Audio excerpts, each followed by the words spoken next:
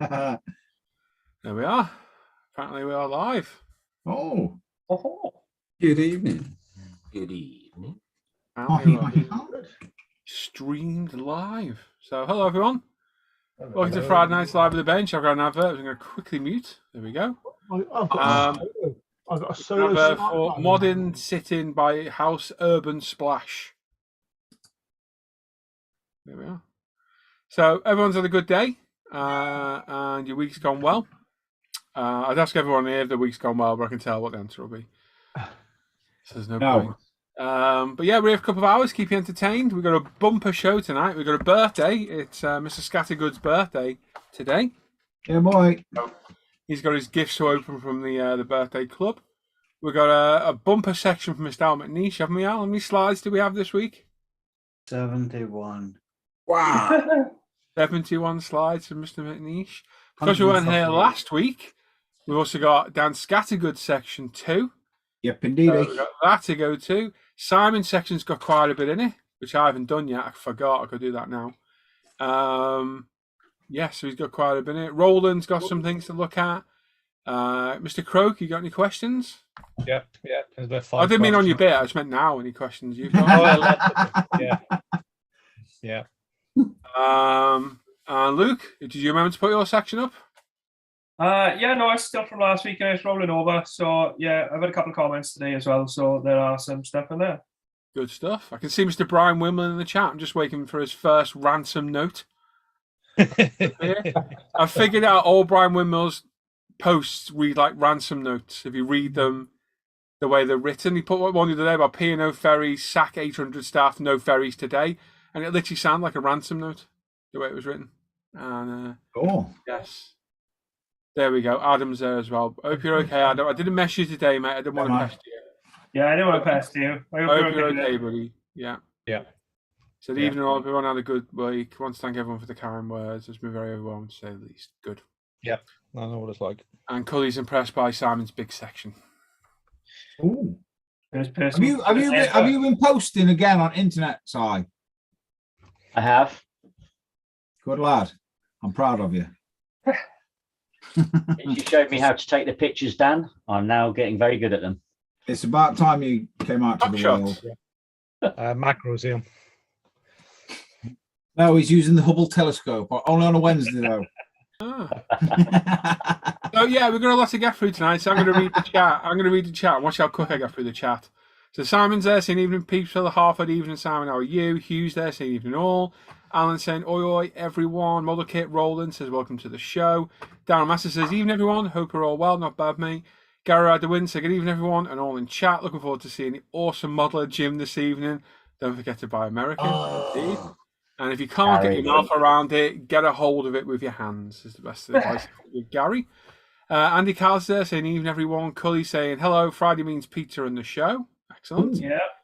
Michael Lange saying evening all. Andy Callis laughing. Jim's fan club's in the chat. It is Philip, all one member. And what a member he is. Oh my, what a whopper. Yeah, Alan's asking what pizza Cully got. Rich is saying good evening all. Hello, mate. Mr. Willie Max there saying hi, lads. Hope you're all well this evening. Not bad, mate. Hope you are too, Willie. Al McNeish says good evening, everyone. Brian Wimble saying very good evening, Mr. Paul Bertland and the crew. Rich is saying don't forget thumbs ups. Indeed, only thumbs up. Adds to the experience. Trust me. It does. Mark Coombs saying good evening, everyone. Hey, Mark. Paul Christopher saying evening, fellow modelers. Black Skunk Works, who is Gary. Yeah, Gary. I think it is. So let's get this party started. Scaly Models Mike says saying evening one and all. Dan Croak, hi everyone. Richard Thomas saying hello to a few of the people in there as well. Steve, Southport Steve saying good evening all. Hi Brian, sorry for the delay. I was reading USA Today. You probably guess who said that. Keith there saying evening all. Neil Little saying evening all. Brandon's there saying evening guys. Thumbs up. Thank you, mate. Dean Slater, happy weekend all. Welcome back. Hello, mate. David Toop saying good evening, gentlemen. Hello, mate. Hugh and Gary Ryder Wind wishing Dan happy birthday. Peter from Oscar Modeling saying hello, everyone. Hope you're all well. I read Adam's comment. we got, let's see, that was brilliant, Paul. I'm in tears. It was funny. The way he wrote it, Mike, it did look like a ransom note, didn't it? There'll be more. We'll keep an eye on it through the night, honestly, just random out of nowhere. Mike Tyner saying good evening, folks. Brandon's giving some nice words to Adam as well. More happy birthdays from Richard Thomas. My best bud Joe Yellowcakes there saying, hey, everyone. Hope you all had a great week. I've got a problem with my arse. It's really itchy. Oh, Jesus, Joe. Hope you got that sorted, mate. Oh, I got further down. He thinks it's from the dog and the peanut butter. Wow. Yeah, Put the you peanut butter don't in the fridge a use little bit. crunchy. Yeah, don't use crunchy. I know other people made that mistake before as well. Yeah. You forgot to post in Luke's section. You can still do it now, mate. Go do it now. Yep. Hey, Mika's there saying good evening all. Ian Dalthwaite, evening everyone. Craig Stadius, evening guys, and happy birthday, Dan. Harry Marwick, good evening everyone. Timpson Aaron saying hello everyone. BMW 540 ISE saying evening guys. Gary Dolstrom saying hi guys. And Philip Harper saying how old is Dan today? Dan will be 45. Yes, yesterday. And Ian Alexander Fife is there saying hi everyone. Someone can mark that as red. That's how you read the chat. Was it your birthday yesterday, Dan? He forgot. Yeah. He forgot, Dan. Yeah. I messaged him in the morning and said, don't forget, Alan, it's Dan's birthday today. And he ignored it, never messaged me all day. Then he joined the hangout and he's playing dumb. And I was like, oh, he knows. And I just jokingly said, post in the chat, and he did. And I can't believe he forgot. It's not like I forgot or anything. And then seeing as saw you say that through Anne under the bus or anything. There we go. Throw Alan under the bus. I wouldn't assume so. Yeah. Poor Dan had to post himself a picture of what he got going, oh, look what I got for my birthday from my family. Yeah. Well, you see, because Dan's just a tight arse, you can't post on Dan's Facebook page to wish him happy birthday. That's also true. It is very true. And it doesn't pop up that it's your birthday either. That's also true. Very true. So unless Dan adjusts the security settings, we can't wish him happy birthday anywhere. One I was moment. quite expecting the Oh, organizer. leave it on. Ah, Oh, we're going to see Mrs. Scattergood then. That is your wife's name, isn't it, Dan? Yeah, I'll leave it on, but she'll not walk. Hang on. She'll walk She in will. now. She Hello. will. She's there. Hello, you okay? I am. Thank you. Hello. Can you swap seats with Dan? No. You're much more interesting to talk to. He's boring. No. I know. I bet you're glad he's out there, aren't you? I am. Yeah, lock the door on your way out and you're staying there all the time then. He's shooing me off. He's Is telling he? me to go. Oh, you should go, Dan. Give us some respect. That's a good lady, that. See you later, lads. Yeah, see you later. Right, I'm going. Bye-bye. Bye. Yeah. Oh, bless her. I like talking to other people's wives. Good. go. God. I've Wow. been mean in here. Right then, so it was Dan's 45th birthday yesterday, I think. And Dan's a part of our birthday group, so we all clubbed together and bought him some stuff. Yep. Just where are we? Just there. I can't remember what we got. Oh, I can tell by the package. Oh, yeah, I right. remember. So, yeah, I guess we've got the obligatory happy birthday song. Boys. Ready? You ready? I want to see maximum effort because I've not been seeing maximum effort lately. Okay, ready? On 3. 1, 2, 3. Happy birthday to you. Happy Happy birthday to you. Happy birthday.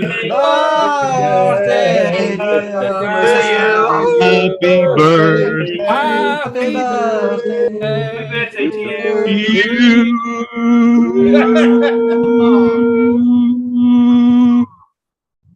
God, I wish I We need next time. We need musical accompaniment by Kazoo.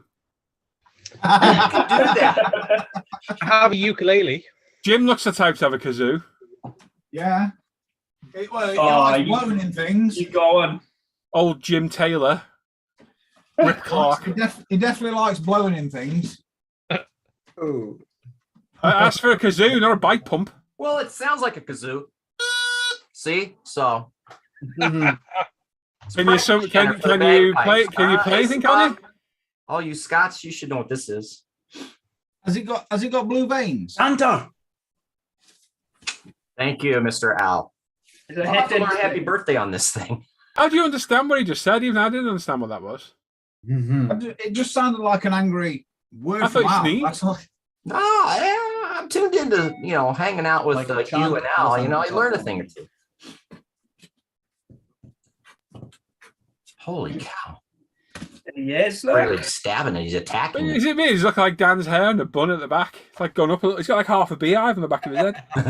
It's a bit poofy at the. It's a bit sticky uppy at the back. It's ready for a trim. To be fair. Oh, that looks a bit crushed. a small little bit maybe. But, hang on. It's fine. It's absolutely fine. Excellent Like, stuff. Oh, Adam said, "Is it a chanter?" That might have been what he said, Adam. Yeah. Yep, that's what it is. Practice. Oh, I like that. I like that a lot. Like it a lot. I like it a He lot. doesn't like it. I don't. Oh. Oh, no. He's going to sell it tomorrow on eBay. To be honest, most of the birthday things do end up getting sold over the years. There's not many that have been built. Have they put the proper name on the box of the ship? No, I don't think. They changed the name, haven't they? Boba Fett Starship is what they're calling it. Mm-hmm. I don't know why. Disney. Yeah, Yes. And then we have a long one. That's for you and the missus to enjoy. Yeah. I'm going to trade the scissors for a knife. Just quickly, Richie, thank you for the super chat, mate. Cheers, buddy. Trade this. I'm plated this. Okay. Oh, I know where it already is. I'm only seeing the top piece. That sounds wrong. The helmet.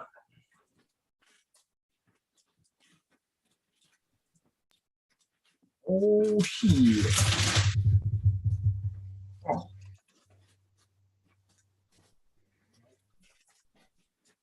I was gonna say an artillery shell. There it is. You can tell how much Jim pays attention to everything, can't you? It was a while ago. It's gone. I love it. People in the chat think, what the hell is that? It's a big box of some plastic balloons, just what I always wanted. Are they full of helium? They're for huffing? Oh, awesome. I'll suck on them later. Bet you will. Right now, you can suck on that. Oh. I think you're right there. I think it's for him. The miss. I did, said it was. If I remember right, it's the 88mm It's a big cannon off the Tiger One, round of Tiger One, isn't it? It's a big shell, is what it is. Looks like an 88. Well, I can't get it all out because it's not one cave big enough. It were. Said nobody ever. I nearly bought one last year at Telford, but there were reasons why I didn't. Oh God. Ooh. Stuart says, sorry, he was having two conversations with you and the other half. Ooh, Stuart, have you got a good lady for yourself? That's good to hear. Well, you might have always had one, I just didn't know. I don't know. Oh, yeah. He did. Evening, guys. Hope all find you well. XXX. Oh, mwah. Oh, Yeah. Just for you. I'm going to say, boy, thank you very kindly. You know me well. There we go. Yeah. Good man. Is that Happy birthday, mate. Yeah. check And, the, and for your conscience, Dan, we didn't get it from the place you wouldn't buy it from. Good lad. Good lad. Getting from somewhere. Yeah. let me know if there's a problem with the Star Wars kit, Dan. It shouldn't. No, I think it's only the box that's got a small dent in it. The only thing missing is the KY jelly. Hey, what? So the only thing missing is the KY jelly. It should be there somewhere. It's in one of the boxes. Yeah, I was gonna say. Anyway, we've got loads of happy birthdays for Dan in the chat. Chunks there saying hello. Andy Carlos is saying we do what together? Everything. We did what with where now? Gary Constable saying, even everyone, happy belated birthday, Dan.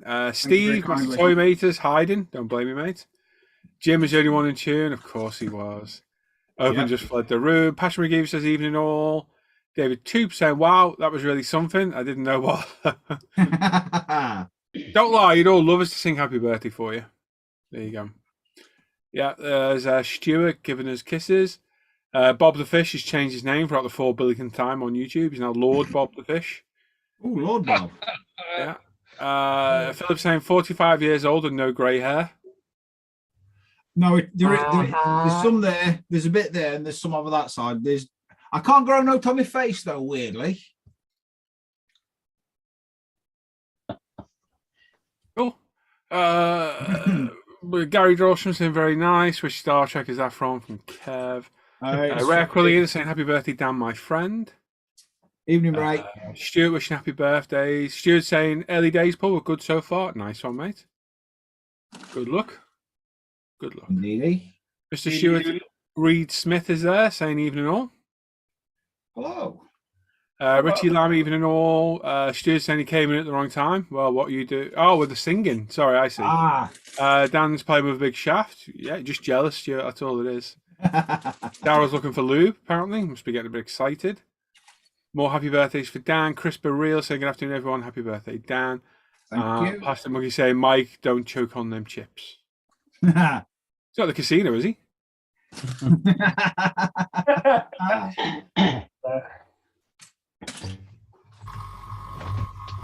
Oh, me, innit? He went for me. What should we do first then? Everything. When are we doing the foos thing, Alan? We might get it in. Oh, we haven't had anyone vote on it yet, have we? Or judge it? No, we need to get the voting sorted. The prizes are sorted now, isn't it? I can't remember what it was, 20-10-5 or something like that, was it? Or was it 15-10-5? I can't remember. It's 20-20-20.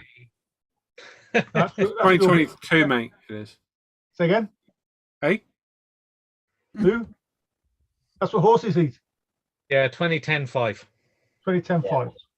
I need to sort out. I need to get my bit. Yeah. Well, we need to sort the judging out by the 3 anonymous judges who haven't partaken in the build.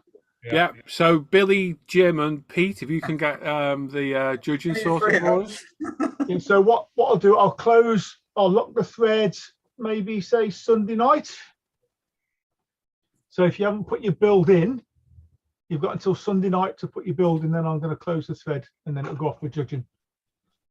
Richard Thomas is, he's telling people about putting their thumbs up and what he likes to do after the show. He says 79 watching, 40 thumbs ups. Come on, guys. What he said. If somebody got it anyway. Mike's got 5 guys chips. Night. Well, did you get the normal ones or the Cajun ones, Mike? Oh, you've got to have Cajun. Blow your bloody head off them things. They make your lips tingle. They were. Nice. Mr. Adam Challenge is there as well. Scale models, evening dudes. That bike arrived today, Adam. Thank you very much, buddy, for that. What a bargain that was. Thank you, mate. All perfect as well. Challenger? You busy, look, Wardy boy? No, I'm just putting wash on, so. Roland, let's do your section first. For a change. Let's do it. Why not? You're not ready? I am. Oh, I'm ready. I'll never be. He's a ninja. What? Okay, my heart skipped a beat a second then.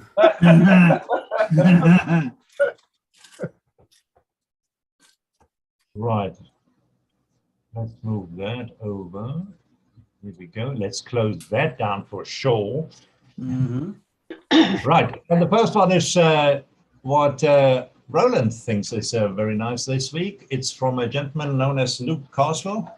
The crew are in the top with only minor surgery required. Kit you see Great Wall Hobbies F15E in 172 for Gary's Brothers in Arms memorial build. All Citadel acrylics so far. Happy modeling. And I chose that one because I'm obviously building the 148 and my cockpit doesn't nearly look nearly as good as this one. So I think that's some excellent work I love that look. Luke, you're going to tell us a bit how you did that? Well, I followed the instructions, and Yeah. and essentially, mate, it's a well for the scale. I mean, there's a few people building this one. It's a really good cockpit, I think, for the scale. The decals are good. UMP decal solutions to get out to code 4.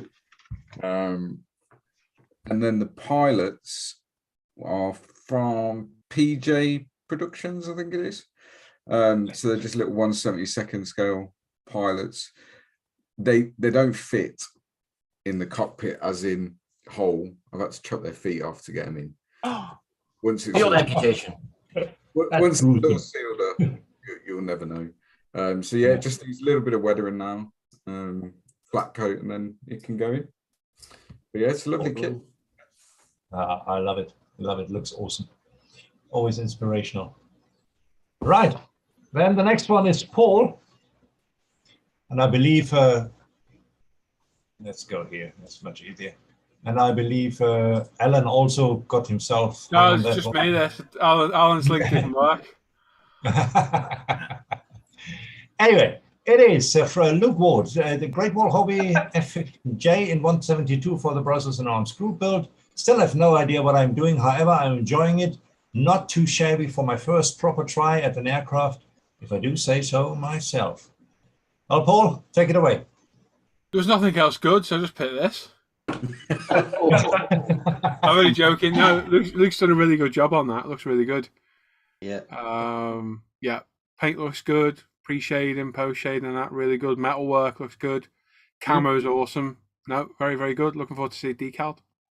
Thank you. Very good. Nice. I like. Yeah. Alan, what did you like about it? Nothing at all. Accident. No, it's the same thing. It's the first plane that Luke's is built, and I just think he's doing a very good job of it. You know, and I say same things as Paul saying. The metal work looks good, the shading and stuff looks good. You know, I just think it's doing a good job because that's his first one. Thank you. And tell him, Luke, you think you might be building more airplanes, right? I definitely think there's at least one more in my future. I'm proper enjoying this. I'm really enjoying it. I didn't think I would, but all the shading and the detail work with the airbrushes, really grabbing me. I think looking at that photo now, the underneath it needs to be toned down a bit, but yeah, Awesome. enjoying it. Come to the light. Love it. Thank you, guys. Right. Next one is what Luke Carswell has a look at, and we might have seen some of this before. It's from Darren Bloomberg. Stretch build 168 topsail schooner Mary G. Progress update. Fabricated a jib boom and furled sail, both main and foremast boom blocks, and rigging going complete. Continuing on standard and running rigging, bowsprit starting to fill in. Feel free to open pics for close-up detail. Right, Luke, you love this one, don't you? I mean, yeah, we have seen it before. I've picked this before. I follow it quite closely, actually.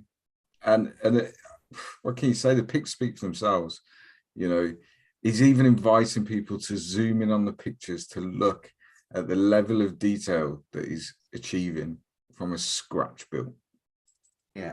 It is mind-blowing. This is not a kit. This is scratch. It's just phenomenal. Yep. You know, and it's I think it's one of those things that if you could get anywhere near it yourself, it would be like the build of a lifetime. As a scratch build project, it's just phenomenal. Yep. It is. No, it is. Even if that was a kit, it would still be phenomenal. Yeah, no, it's true. Knowing that it's all scratch built is just mind blowing, really. Yeah, so I'm sure that at some point this will be my choice again for the work. No, it's I mean, it looks already so finished. So I wonder what it's going to look like when it is finished. Yeah, exactly. Yeah, yeah, it's just stunning work. No, it's a very, very nice. And then what are we having here? Luke Ward had a look at what Ian Doody is doing as a 112 Tamiya Lotus 72D painted with live color Vallejo and scaled 75 acrylics weathered with inks. Bit more work on the oil tank wing mount. I'll be simulating the cast iron look wrinkle paint with a layer of watered down putty. Then it'll be painted a gunmetal color. Added the first electrical wiring for the rain light on the radiator, starting the exhaust system, main electrical wiring, and water plumbing next. Slowly getting there. Good enough. Right, Luke. Look at it. Look at it. Yeah, you. I think that's probably one of the best engines I've seen in a while. Look at that. Look at the middle of the V there. Just We're looking. There, he's got the effect there on top. Absolutely perfect, I think. It looks bob on.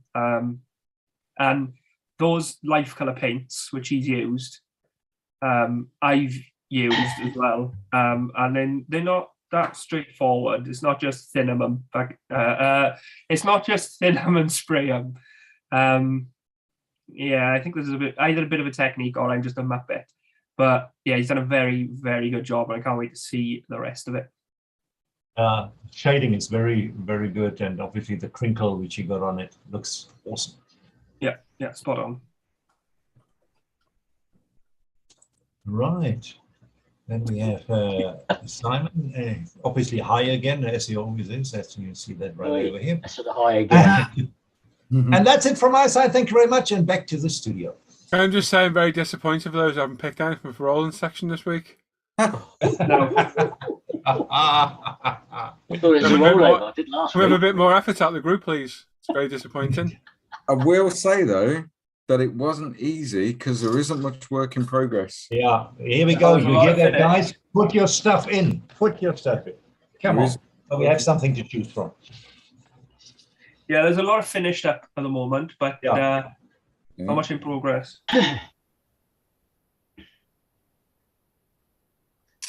Yes.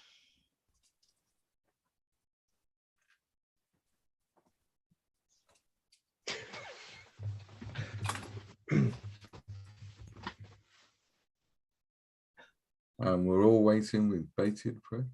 Yeah, indeed. He's doing it deliberately. Look on his face. What are we waiting for? Oh, me! Shit, sorry. Yeah. So, stuff. Thanks. Let me have a look. Line. Crap, I've got some paper to grab. Page 4. Kitchen paper doesn't work. Page 4. I've got digital script today. Yeah, the thumbs ups are not very good. Richard's right. It's 92 watching, 59 thumbs ups. That musical interlude we got then. Yep.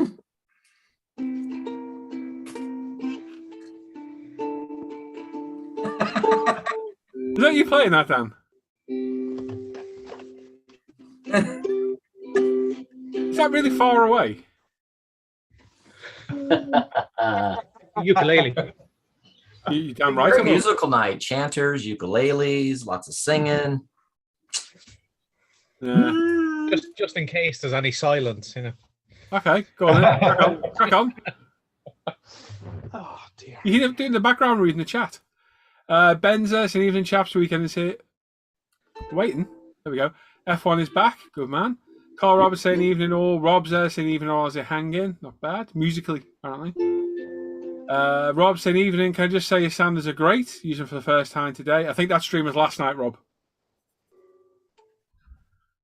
Oh, you mean your ultimate? Right, I see. Sorry, got you. Stevenson, evening everyone. Hope you're all good and well. Not bad. Cully saying maybe I have diabetic feet. Violets. That Luke go. Chop the feet off. Wow, it's a bit dark, isn't it? Bloody hell. Jesus. Also, I was saying hi all. Shane said, even guys and girls from a cold. 20 here in New Zealand. Just had to do a rat's test. As feeling that I done well. A rat's test? Yeah, the word that we're not going to say. Why is it called rats?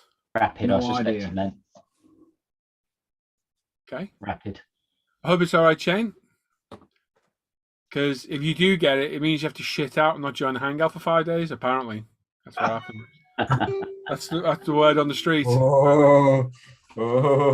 He did. He's not been in for 5 days because he got it. Because he had a cough. He had a cough. It's not been It's what you said. A man of his age getting that is not good. I didn't think of that actually. Yeah. A cough. Didn't come in the hangout for 5 days. He's my wingman in the mornings. He's the only one who's ever bloody here with me. Well, Luke is sometimes as well, wherever he's gone. Oh, he's got his guitar now. Can't hear yours. Thank God. Sue's there, seen even Paul and the guys. Gary Kunstler saying hello. I know Brian will be on Sue like a tramp on chips. I don't mean, oh yeah, Brian can be the tramp. That's fine, yeah. Page 2, it is. Rob said, I wish I had the confidence to show my builds. Well, yeah. Do you need confidence to show, mate? Who cares? Yeah. What's the worst that could happen? Yeah. You won't get any criticism on ISM anyway unless you ask for it. No. That's for sure. Numbers watching is going up. Yeah. The live crew rehearsals went well. They did. They did.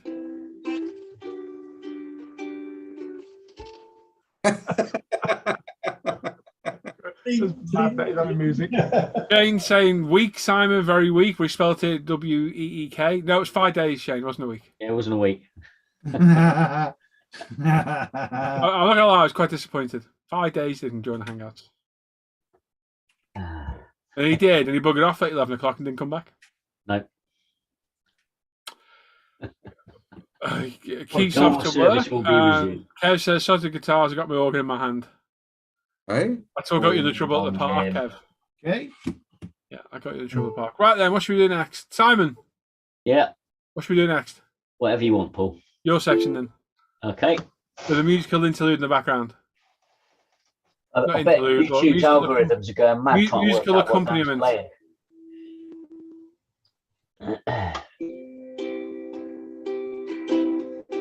What is it you're playing? Ukulele. Ukulele. What song is it you're supposed to be playing? Oh, it's, no song. I'm just playing some, He's chords. just strumming it. He's just twanging it. Yes. Yeah, don't play it. Well, I don't want to play any specific songs because you never know, copyright. I don't feel we get copyright struck with you playing that, mate. You're not that good. Oh dear. Right, moving swiftly on. Quite a few to get through this week. First up, me. A few bits and bobs. Got this smashed, bagged this Ferrari 310B on Fleabay 120th from Tamiya. Nice kit that. Cheers out. And following a trip up north to meet two dodgy scallies up in Liverpool, I managed to get myself a BMW M6 GT3, some sanding sponges, some tape, and some super clear. You didn't pay for them though. You shoplifted them all. No, I did. Man. Oh, you trained me well. Right. A couple of other bits and pieces. Thanks for the funnel intakes out. Appreciate that. An MP45B detail upset, and Mr. Croak got a big supply of 124th seatbelt parts as well. Oh, yeah. So we managed to get one of these brand new UMP bench vacuums available from umpretail.com. I hope you got our express permission to use that logo on your Hoover, because I don't remember us giving that. That's our intellectual property. No, I did. Lee said it's no, he fine. didn't. I've already spoke to him. Yeah, it's fine. You're being from our solicitors. Was you speaking to the right Lee though, Paul? Oh, it was Simon. Crap. Yep. I managed to also quickly get some Novus polish for my canopy, which has been really useful in a couple of instances now. And last but not least, the Bretland Effect. I had to get myself one of these. It is a lovely kit. So it's a Singer Porsche and some decals for a lovely AMG GT3 scheme. And that's it from me this week. Next up, we have... Nice badge, soda.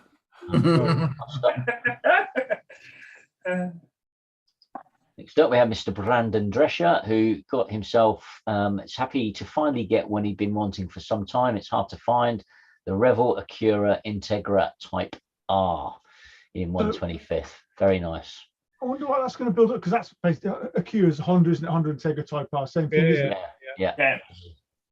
But I mean, that's in rather Fast and Furious style. But I wonder what that would look like as like a normal car, because They're great cars, little Integras. Yeah, They do an Integra, don't they? yeah. I don't know. Yeah. Fujimi, one of them does them. Yeah, I'm I would sure have thought Brandon will Fuji- let us know. Is it the one with the round lights or the one with the square lights on the front there, Paul? Round Which lights, one? Which one did we get? Square lights.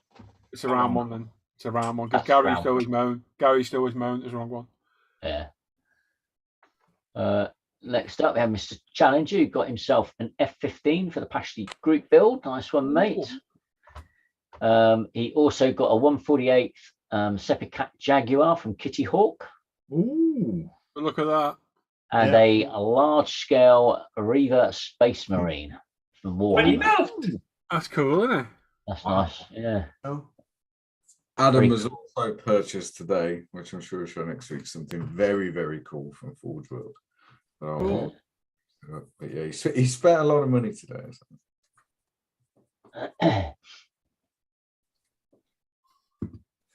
It's quite pricey, the old Forge World. Oh yeah. Have Mr. Alan Parker, who I think got these or lifted these from the same shop that I did. Some modelling bits and pieces, some Tamiya paints, super clear, some masking, and some files from Expo. Very nice, mate. Alan also got himself a set of decals for an AMG GT3. Very nice indeedy. And another seatbelt set for Mr. Croak. Well done, mate. Dan, did I square you for them, Croak? No, don't worry about it. What do I owe you? It was like £6. Yeah, Dan, I haven't given you any money for them, have I? Yeah, but I owe you for the carbon at least anyway, so. Oh, we'll call it all quits then. And, yeah, there we are. and you did something else as well, but We'll call it in his favours in the future at some point. Okay. There we are. Alan also got loads more carbon sets thanks to somebody called Mr. Shorey. Don't know who that is. Nice one, mate. That's you, that Simon. Oh, is it? Yeah. He's getting older now, isn't he? That's a senility. He also landed one of these difficult to find kits in the same said hobby shop. Even more Very difficult nice for him to indeed. find The now. Lamborghini Miura P400 SV in 124 with added PE. But then he decided that he wanted to swap it for this beauty that he owned previously, which is a Porsche 911 GT3R Hatsune Miku. Very nice indeed. And it is a very nice looking kit. Yeah, a nice scheme. Going to be a pig to put the decals on. He also got a very special kit, which he's currently building, the P51 from dear old Mr. Pashley's stash of kits and bits, doing it as a Reno racer. Very nice No, indeed. is someone echoing in here? It sounds like it, don't it? Yeah, I can hear that echoing. Yeah. I can't at my end. I can hear it. Alan also got himself a bargain, a book he's been after for some time, the Haynes Williams FW14B manual. Very nice indeed. He also managed to get himself the Rebel Racing F1 Haynes manual as well. Very cool. And last but not least, Mr. Parker, another bargain, the Brabham BT46 Alfa Romeo in 1/20th from Tamiya. Cool. Nice haul this week, mate. Very nice. Baller.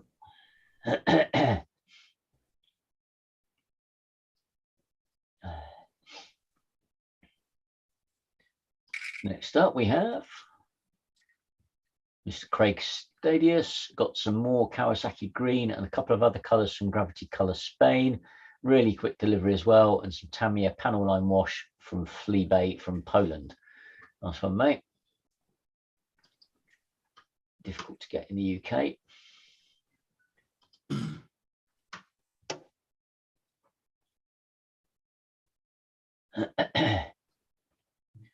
Next up, we have Mr. Dean Slater, who got another pair of Grail kits for him this week, the Tamiya 120th Renault RE30B and a very rare 124th Hasegawa 250 Testarossa, one of the most beautiful cars ever made in his eyes.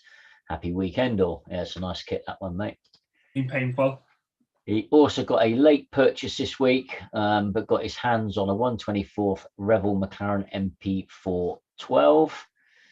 They got some good subjects, those Rebel kits, but getting the wheels on the ground is a tricky one. And continuing the latest Hoover craze, he also got this Shark handheld Hoover, which will also be his workbench Hoover. Very Cock nice. Gobbler 3000. I knew that would be coming. Oh, definitely will. Oh, yes, yeah, never mind.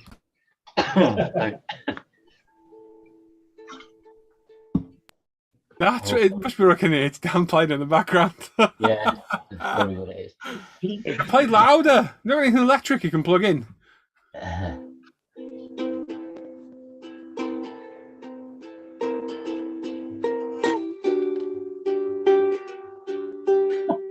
Right, come on.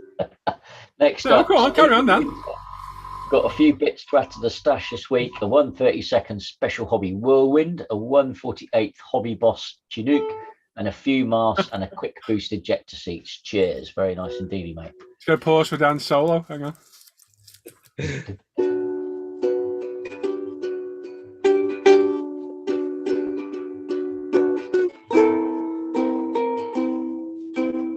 Never guessed he's only had that 2 days. Next up, we have our very own Mr. Dan Scattergun, who saw these ages ago, and then he thought he may need one at some point. So he bought one, and that's a clear, easy cutting mat. Oh, Dan, is that which one is that? Has that got curves and stripes on it? I can't see it properly. Yeah, circled on one and stripes on bottom. Yeah. Nice. Oh, is They're it a really cool, template? yeah. Yes. Okay, Yeah. sorry. Yeah. It's this one, but in clear. Why is it clear? I've no idea. I'm guessing it's second generation. Got that one. Ah, nice. There you go. Yeah. I'm guessing it's clear, so you can put it over what you need masking just to see which one you need, maybe. Yes, I think. Logical.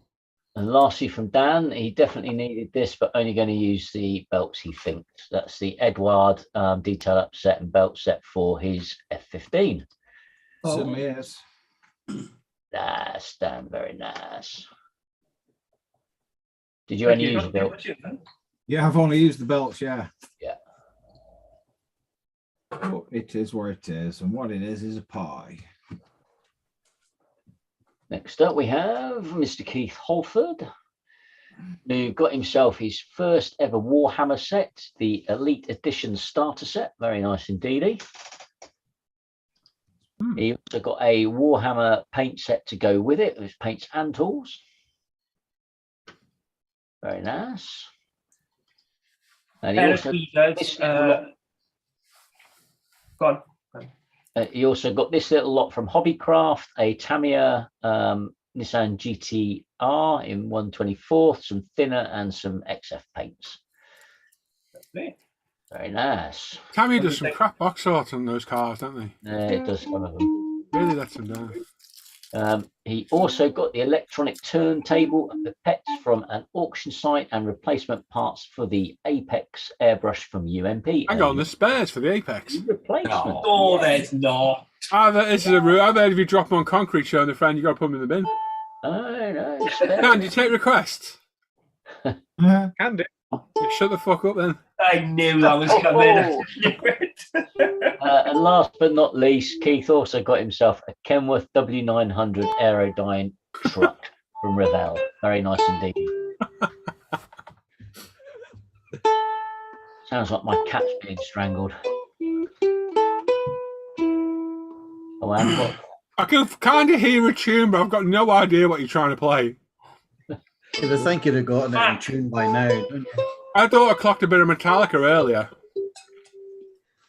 Sounds like he's trying to play Fleetwood Mac. Quite possibly. He's trying to play with his feet. Looking back. Next up, we have Mr. Gary Ryderwins. Big thank you to Dan Peterson in Canada. Arrived this week safe and sound. Thanks to Cliff for his very first shop card as well. That's an AMT 39 wagon rod and a Fairlane 500 as well. Very nice indeed. I got one of those cards. It was in my bag. What's it for? I'll tell you. I'll tell you in a bit. In North America. Gary also got himself an Iwata airbrush as recommended by Lonnie. Glad he did. What a lovely airbrush. Dog spots for sure, but not as good as the UMP Apex. Okay, fair comment, Gary. Fair comment.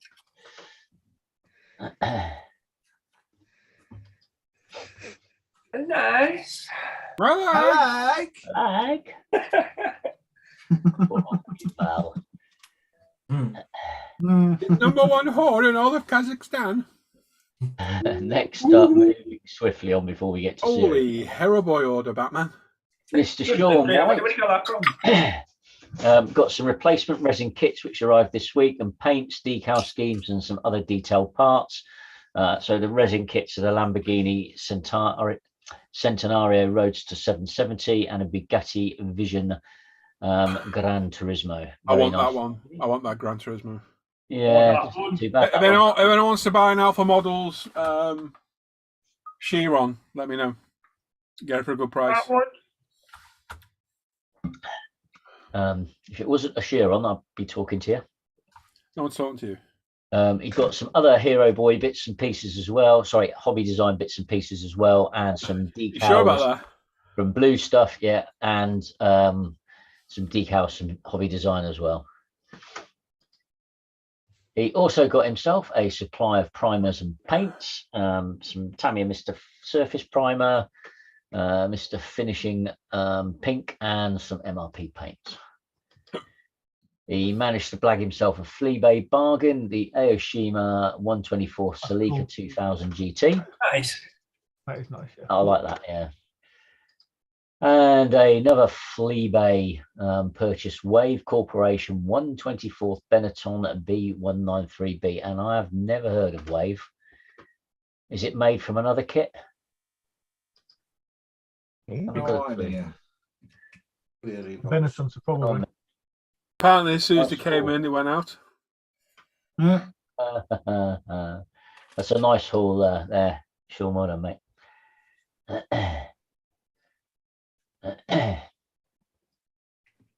Right, who else? What's next? Next up, we have Michael Hazelgrove, who got himself a couple of purchases from last week. He finally received the Tamiya 124th Renault Alpine, which was on back order. He'd then seen the Hobby Design 124th Porsche 911 Singer on a certain website. Such a nice looking model. It fell in his basket as well. Thanks for looking and enjoy your evening. Both very nice, mate. And he also had these two arrive from Japan beginning of the week. Early birthday presents from the kids after some subtle hints. The 124th Hasegawa Mitsubishi Evo 3 95. It even has some PE parts, and the 124th Hazy Subaru Impreza 2005-2007. Both look very nice kits. Well done, mate. And that's it from Michael.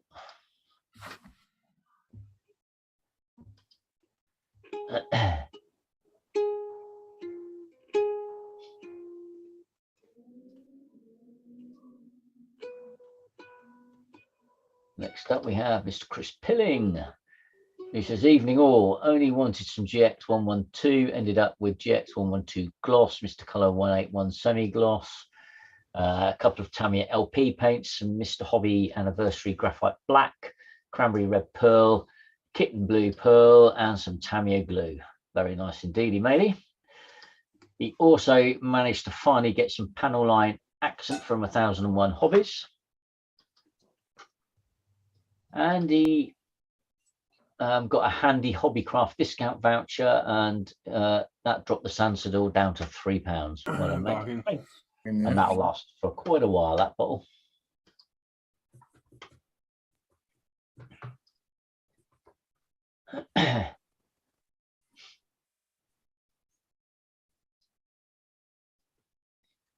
What we got next?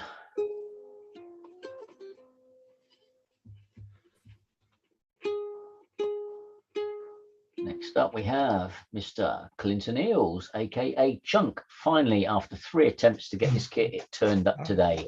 And that's the 135th M18 Hellcat from Tamiya. Well, nice one, Chunk. Cool. Yep. Beautiful kit. You're going to be doing yours soon, Paul? Hopefully, yeah. Good.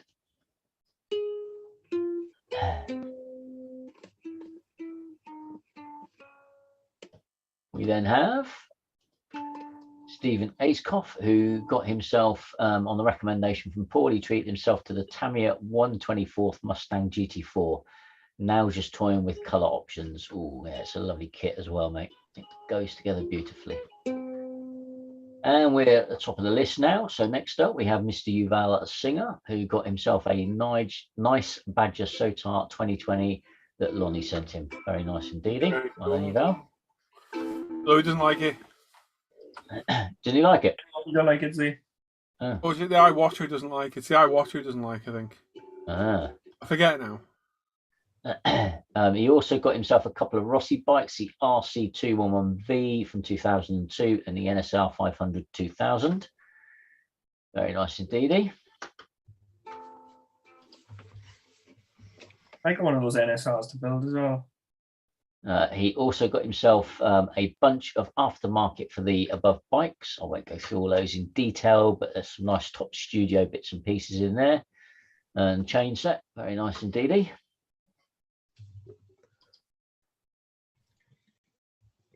He also got himself some metal barrels for the Missouri, main 16-inch guns and 25-inch guns. Very nice indeed.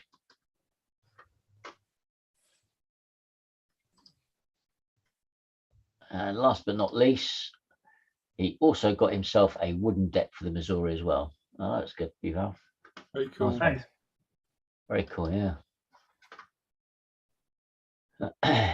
Next up, we have Mr. Richie Waldron, who got himself a Tamiya 124th Lexus LFA, the GWH 148th F15C, and the DWH 148th SU27, and some sort of desk vacuum thing from Tihu. Very nice indeed. See, he knows his stuff, Richie. Yeah. Yeah, they're bloody good. They are. They really are. They are really good. Quite surprised just how good they are. Yeah. Yeah. Next up, we have Mr. Mark Coombs, who had a stock top up and a few extra bits from UMP. Ultra fast delivery as usual. Thank you to me for the free mug. No problem. Got himself some primers. Primer, some thinners, bottle opener for Mr. Hobby, some sanders, and a body saw as well for removing feet and toes.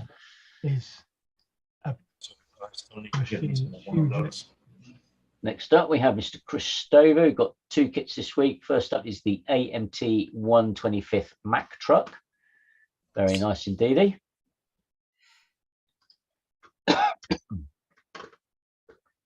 And he also got himself a 125th construction bulldozer, again from AMT. Nice one, mate. I like that, actually. Have any of you ever built one of these? How do they go? No. No. Never. AMT so badly would be my guess. Okay. All right, got that. Next up, we have our very own Mr. Roland Hewitt, who got all 132nd apart from the Pontiac. The small kits are 80s repops of 60s and 50s kits. So there's a Chevy convertible, Pontiac, Ford Roadster, and a Mercer raceabout. Very nice indeed. That raceabout looks fun, Roland. That does look really cool. In the box, so it will be fun. But it's just so beautiful. So I just And last but not least, Mr. Paul Bretland, who got himself a Skyline GTR in 124th from Tamiya and a 112th Yamaha YZR M1. Yeah. And that, folks, is it for this week. And that is a lovely scheme on the Yamaha. Yeah, I like that. Good colour. 60 quid. What a bargain. It's 60 quid. Yeah. And the Skyline I bought, thinking I didn't have one, and I've got one in the house. Oh. You're giving it away. No. Same one. Definitely not. We've got some chat to catch up on. Let's have a quick look. Mr. McNeish, would you like to go next? Can do.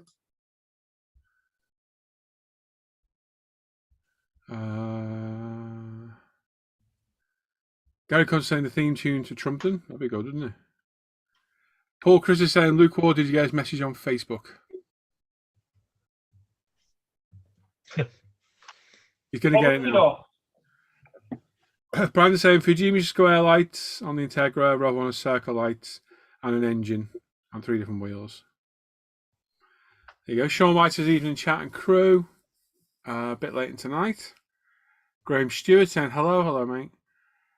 He's saying, can someone please ask Clapton to keep it down in the background? Wait till he does for our section. I will kill him. Oh, I'm not doing it during Al's section. I have more sense. We'll take long this. Benza saying that you found that ukulele on the curb after St. Patrick's Day. Probably. Yeah, 102 watching, 75 thumbs up. We've got 79. Slow version of ZZ Top. We got beards. Waiver Japanese. Brian's got another ransom note. Dean Slater, I love that Sham Mitsubishi Lancer. Yeah, I want that one as well. I seen that the other day. Mike Hasselgrove saying a bit late tonight, evening everyone. Hello, mate. Stephen Burns saying the chain Fleetwood Mac. Carl's there, making models, evening all. Hope everyone is well. And Jay as well. Hello all. Hello everyone. And give a thumbs up to the video, it'd be much appreciated. Adds to all the algorithms and crap to the stream. And there's loads of links in the description down below to everything ISM, UMP and me associated. So you can go over there and have a look. You ready, Al? Just about. Haven't any weird chicken noises yet. What?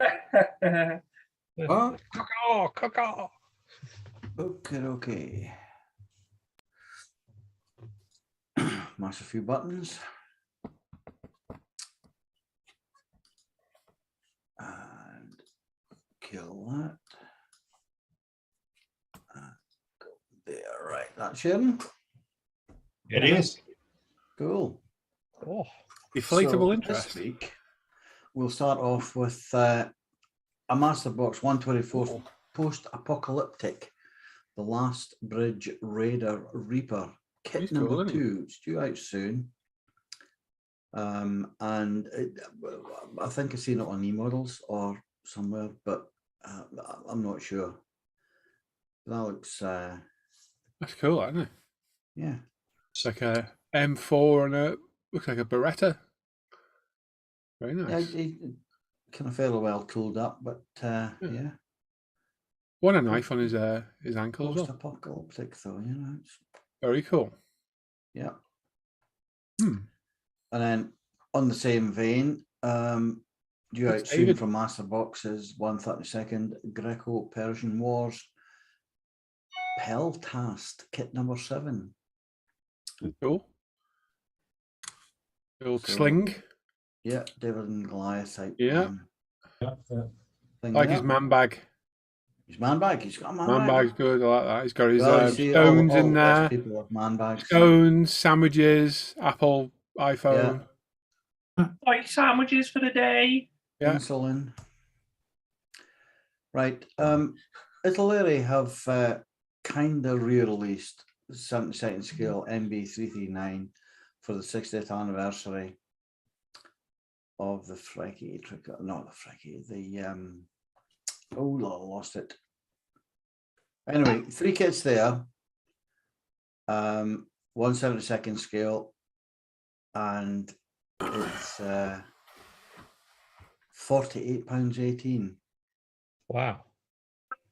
That was 3 kits. I think that's quite a lot for 3 72nd scale kits, but anyway. Yeah, 3 bad 72nd scale kits. Yeah, they're not the best, but anyway, how to get rid of old stock and all that. Luke Plus have got 32nd P51D-15 dashboards, masks, undercarriage, wheels, and exhaust stacks out. So it comes as like a kit or separates. But as you see here, they're about £15.60 for the wheel, I think that was the wheels. And the other bits will be much and such the same price. But yeah. 1878. Oh, that's pounds, not euros. Never mind. We've had this out before, but it's now available from Edward. The 172nd MiG-15 Weekend Edition. 72nd scale, £7.91. I think it's a wee bargain if anybody wants to grab one of those. It's cheap, isn't it? It is very. And compare that to those at Valeri. There is a few cheap ones in there. However, the scheme. Yeah, I'm not too sure on that. That's a target plane, is it? I would imagine so. Yeah. But yeah, it's drone, whatever they call them. I don't know if that weekend edition. It's got to be decals and whatever. But there are other schemes, as you can see from the top of the box, the top side of the box there. There are other schemes other than that one there. Again, out from Edward, the 148th BF109G-14. It's in a Profi Pack version. There was another similar one recently, but 148th at £18.63 for a Profi Pack with what you get in it. That's good value for money. Okay. I think I might even go for one myself. You never know, but yep. And continuing with Edward, 148th Z 526 AFS Acrobat. Acrobat? What the hell does that mean? It means it's very versatile. Ah, like a potato waffle. Awfully versatile. Awfully versatile. £17.29p. But yeah. Is that the sort of thing they'd use in a Red Bull Air Racing? No. That's more aerobatic. Like the Zlin series, they do a lot of aerobatic Anything stuff. about that on the box? Right. Yep. Again, a weekend edition from Edward, 148 Spitfire Mark 9C. Why are they called weekend editions? Because Yes, it's simpler versions of their Profi packs. Okay. Which comes with all the PE and everything. And I'm assuming they're saying you can build in a weekend. I don't know. Okay. Allegedly. Yeah. I think the weekend ones come with a couple of versions of decals, but yeah, I think they come with a mass set, don't they? Well, and so the weekend but edition is just the plastic and the instructions and a decal sheet.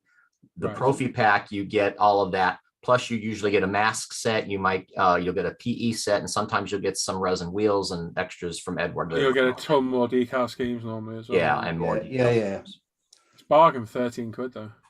But yeah, £30.27. You know, they're really pulling it out there. So yeah, nice there. Now from Hobby Boss, they're bringing out a 135th Fiesler FI 156C3 strop storch. Now, the pricing there is off because I've obviously copied it from somewhere else, but I don't know how much that'll be. But it shows interesting. They've got a good few schemes there, and the mask and everything looks good. Hobby Boss again. I've got 135th German Jagdtiger, the Porsche production.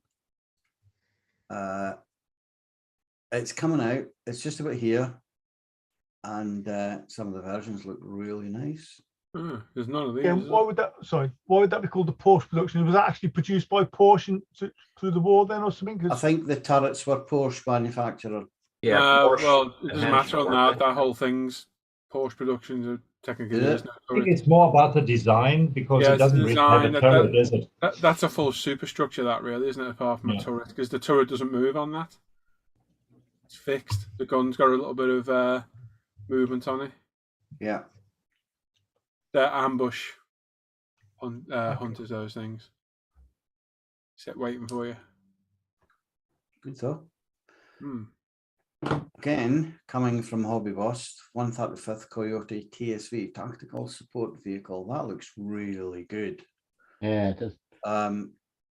But sadly lacking in protection. Yeah, through that. Yeah, I see what you mean, because it's open top. However, the reason these vehicles were designed, so Hobby Boss released the Jackal a while ago, which is the 4-wheel version. The Coyote is obviously the 6-wheel version. So the hull itself is designed to offer maximum protection against IED strike. Oh, got you. So in theaters such as Afghanistan, the threat from small arms is quite minimal. The threat is IED. So the reason they're open top is so that you've got 360-degree vision. The hull is V-shaped to prevent against IED strikes. And obviously, as you can see on the picture, you've got the 50 cal on top, or you'll have a GMG, 7.62 Jimpy on the front. So actually, as a fire support platform, it's very, very good. Yeah. Because the threat from small arms is so minimal at the distance that can engage from. But the IED threat is the thing that was killing people. So that's why they designed it. Okay. That has to be line of sight for the IEDs to go off, doesn't it? Not necessarily. It could be a pressure plate IED. Oh, pressure, yeah. I thought generally they were line of sight, but anyway, yeah. Oh, well, thanks for the explanation. Clears it up for me. Hobby Boss are bringing out a 135th Soviet BT2 tank, late version. Looks kind of, yeah, very late First World War. Bad. Face that one, isn't it? But I mean, look. I think it's between wars, isn't it? Yeah, probably. I mean, look at the tracks on it. I mean, they're just big plates as opposed to. Yeah. Oh, well, the French had them still in World War II. Yeah. Very rusty though. Well, bit of weathering never hurt anybody. Hobby Boss here have re-announced or announced that they're, I think they must be stepping up. There must be a rebox here of the 48 CH47D Chinook. They have many versions of the 47 CH47 out,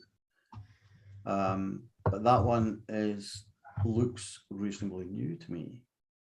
And with no prices, I couldn't find any prices anywhere. You know, might be new then. Go, but possibly not a bad. There'll be conversion kits, I think, to for the British Chinook version, but there we go. Again, Hobby Boss 1/72 scale this time, bringing out a Russian 4K51 Rubez coastal ASM with P15. Now that just totally lost me. I have no idea what it is, where it is. You know, obviously it's a missile type thing, but yeah. So like a rocket launcher of some description, is it all? Missile launcher. Yeah, I mean, you got the missiles there, but I'm sure the antenna will unfold and whatever. But quite a rugged kind of vehicle looking. But yeah, It looks like a anti-mine vehicle. Yeah, but I don't know. But yeah, a couple of nice schemes there anyway. Hobby Boss are bringing out a 1/44th Chinese GX6, based obviously on the Antonovs, and yeah, that's to be quite a good kit. Even at 1/44th, I think it could be quite big, quite a nice addition. It's got the Mad Boom at the back, and obviously the radar there. So I'd imagine that was anti-submarine. So apparently that vehicle, that Soviet coastal thing, Yeah. is a mobile coastal anti-ship cruise missile system. Okay. Oh, All right. Cool. that's interesting. Yeah, can I once you know that it looks, yeah. Cool. Again, Hobby Boss are bringing out the 131st PLA ZTZ 99A MBT. That's a powerful looking bit of machinery there. A nice digital camo as well. Javelin will soon take care of that thing. Yeah.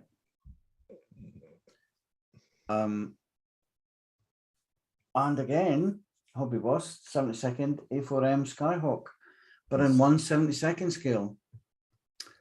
Now it's quite a small aircraft anyway, but Yeah. I mean the 72nd scale is tiny. It really is tiny. May as well be 144 scale for me, but I mean, I looked at the 48th. I've had a look at the 48th scale, and even that is a bit small for me.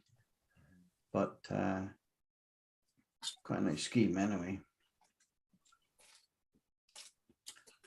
And funnily enough, they're bringing out a 40th F4U-1A Corsair. This is in development. And there are many of these around in various scales and versions. It's a bit like your Spitfire 109 and etc. But it shows that they're filling out their range anyway. Coming soon from Hobby Boss, 35th Leopard C2. Cool. It's a Canadian MBT. Leopard. That's not based in any way like from the kind of chieftain, is it? No, so the Leopard was used, or still is used, in the world, by certain countries, Canada being one of them. Germany, it's their main battle tank. But yeah, that's the sort of Cold War era. All right, yeah. Because the newer Leopard is much more angular in shape. Very nice looking tank. If you that sort of thing.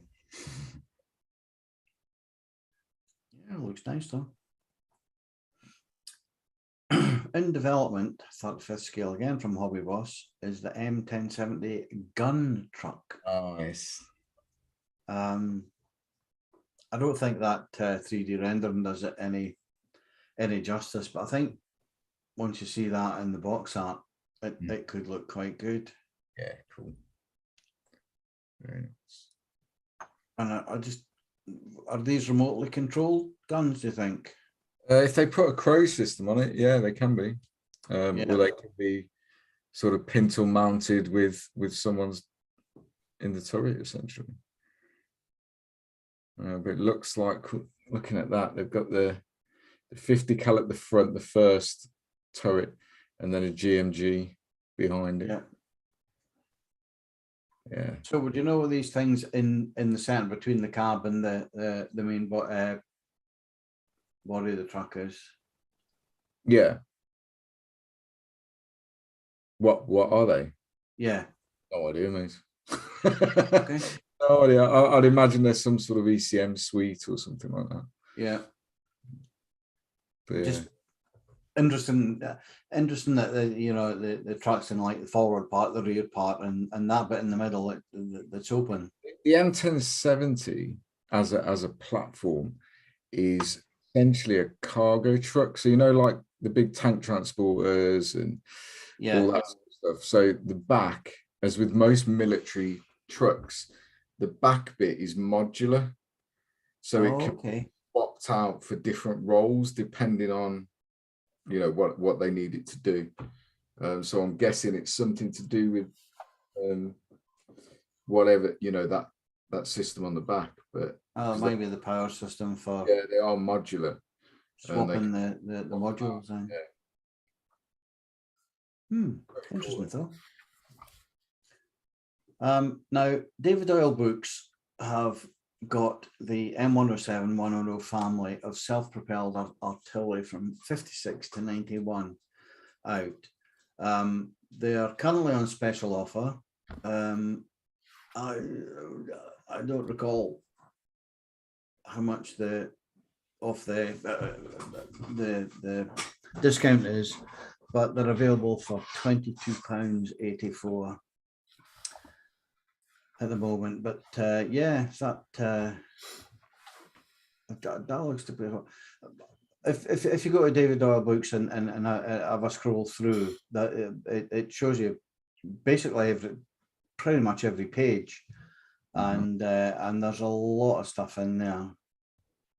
But obviously it's American. What got it for me was the C5 in the background. I'm sorry, but you know, that's what did it for me. Now, Italeri are bringing out a 35th M109A2A3/G tanky thing. Not a tanky ticket.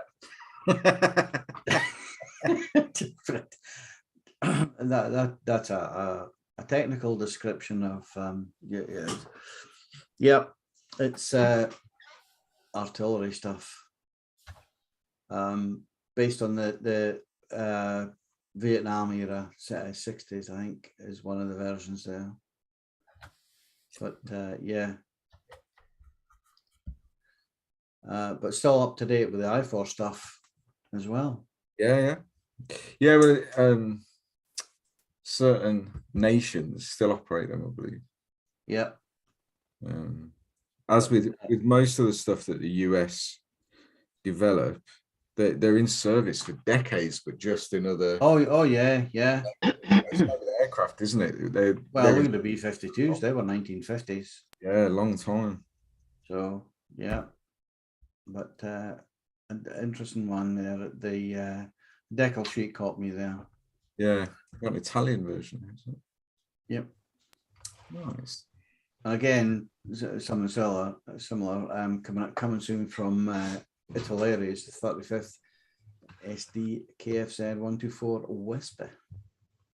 Yeah, that's cool. Some nice schemes there as well. But and the interesting thing for me was you have the Vietnam era there, and you have this, and both of these look similar-ish apart from the length of the.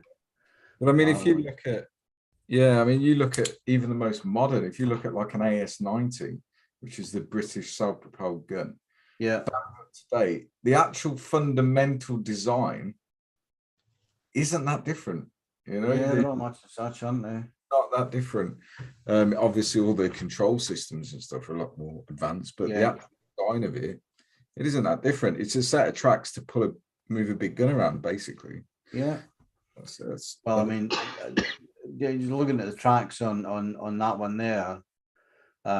Pretty standard tank tracks. Yeah. And then you've got these ones here, which are really deep, broad, and the with the leaf springs and everything. Yes. The actual overall design hasn't changed all that much, really. No. And of course, the goose just adds to it. Yeah, if you're going to build it, you need to find a 35th scale goose, don't you? Yeah. Yeah, no. It's a small thing. It's a small open top artillery piece, basically. Yeah. Sure, Mini Art has one. Yeah, bound to. They've definitely got pigeons. Yeah. 200 bits to it. Coming soon from Italeri is a 24 scale Volvo F12 intercooler low roof truck thingy with accessories. I don't know what the accessories are, but yeah, that's an interesting one as well. Be cool. Look at the little Michelin mans up on the roof. Yeah, I know. Yeah. Yeah. I might get one of those. Yeah. Yeah, they were very de rigueur in their day, weren't they? They're quite. You used to see those all the time, didn't you? Those Mitchell? Yeah, absolutely. And in fact, you still do. I have never seen those before. Wow. You know, oh, they were, yeah. Big over there, huh? Yep. Probably. What? Right. This is They're about the same size everywhere, lot weren't of Yeah, that's what I dioramas mean. from Canfora. Canfora Graphisk Form. It's a master collection, series 2 from the World of Dioramas 2 series. So series 2 from World of Dioramas 2 by Per Olav Lund. It's available for pre-order from their graphic design and publishing on a special offer at the moment for £19.85. And there's loads of stuff in there, and you know, if you want to head to Canfora graphic design and publishing website, you'll have a look all through there. It's like there's quite a huge range of dioramas. All the dioramas you can think of are in there and represented and illustrated thus. So that looks to be quite a good one. Yeah. And following on, PLA editions have a Diorama Volume 10. I mean, look at available at £12.46. And again, this is across the range. You know, just loads of different dioramas. Anything, you know, from the sea there to the buildings and the aircraft and everything. Just, you know, I would encourage you all to go and have a look at these websites, because they go deep. Now, just very, very recently, within the last few days, Trumpeter have announced in development a 1/32 scale F-35C Lightning. Now, it's quite a big aircraft anyway. The 48 scale ones that are available are big. So this is going to be huge. So who does 48? Is it Taliera do one, don't they? Kitty Hawk do one. Kitty Hawk do one, Italeri do one, and doesn't Meng do one? Meng do one, yeah, you're right, Jim. But the interesting thing about this is the way they've opened up the bomb bay doors, if you like. I put them on the wings. And they're showing external hardware, which is totally against the radar signatures. I was going to say, doesn't it kind of defeat the object of the Lightning? Yeah, absolutely, 100%. But at least they've shown it. Now, up to now, you'll find that the forces of the world don't have anything hanging from them, but they have the capability.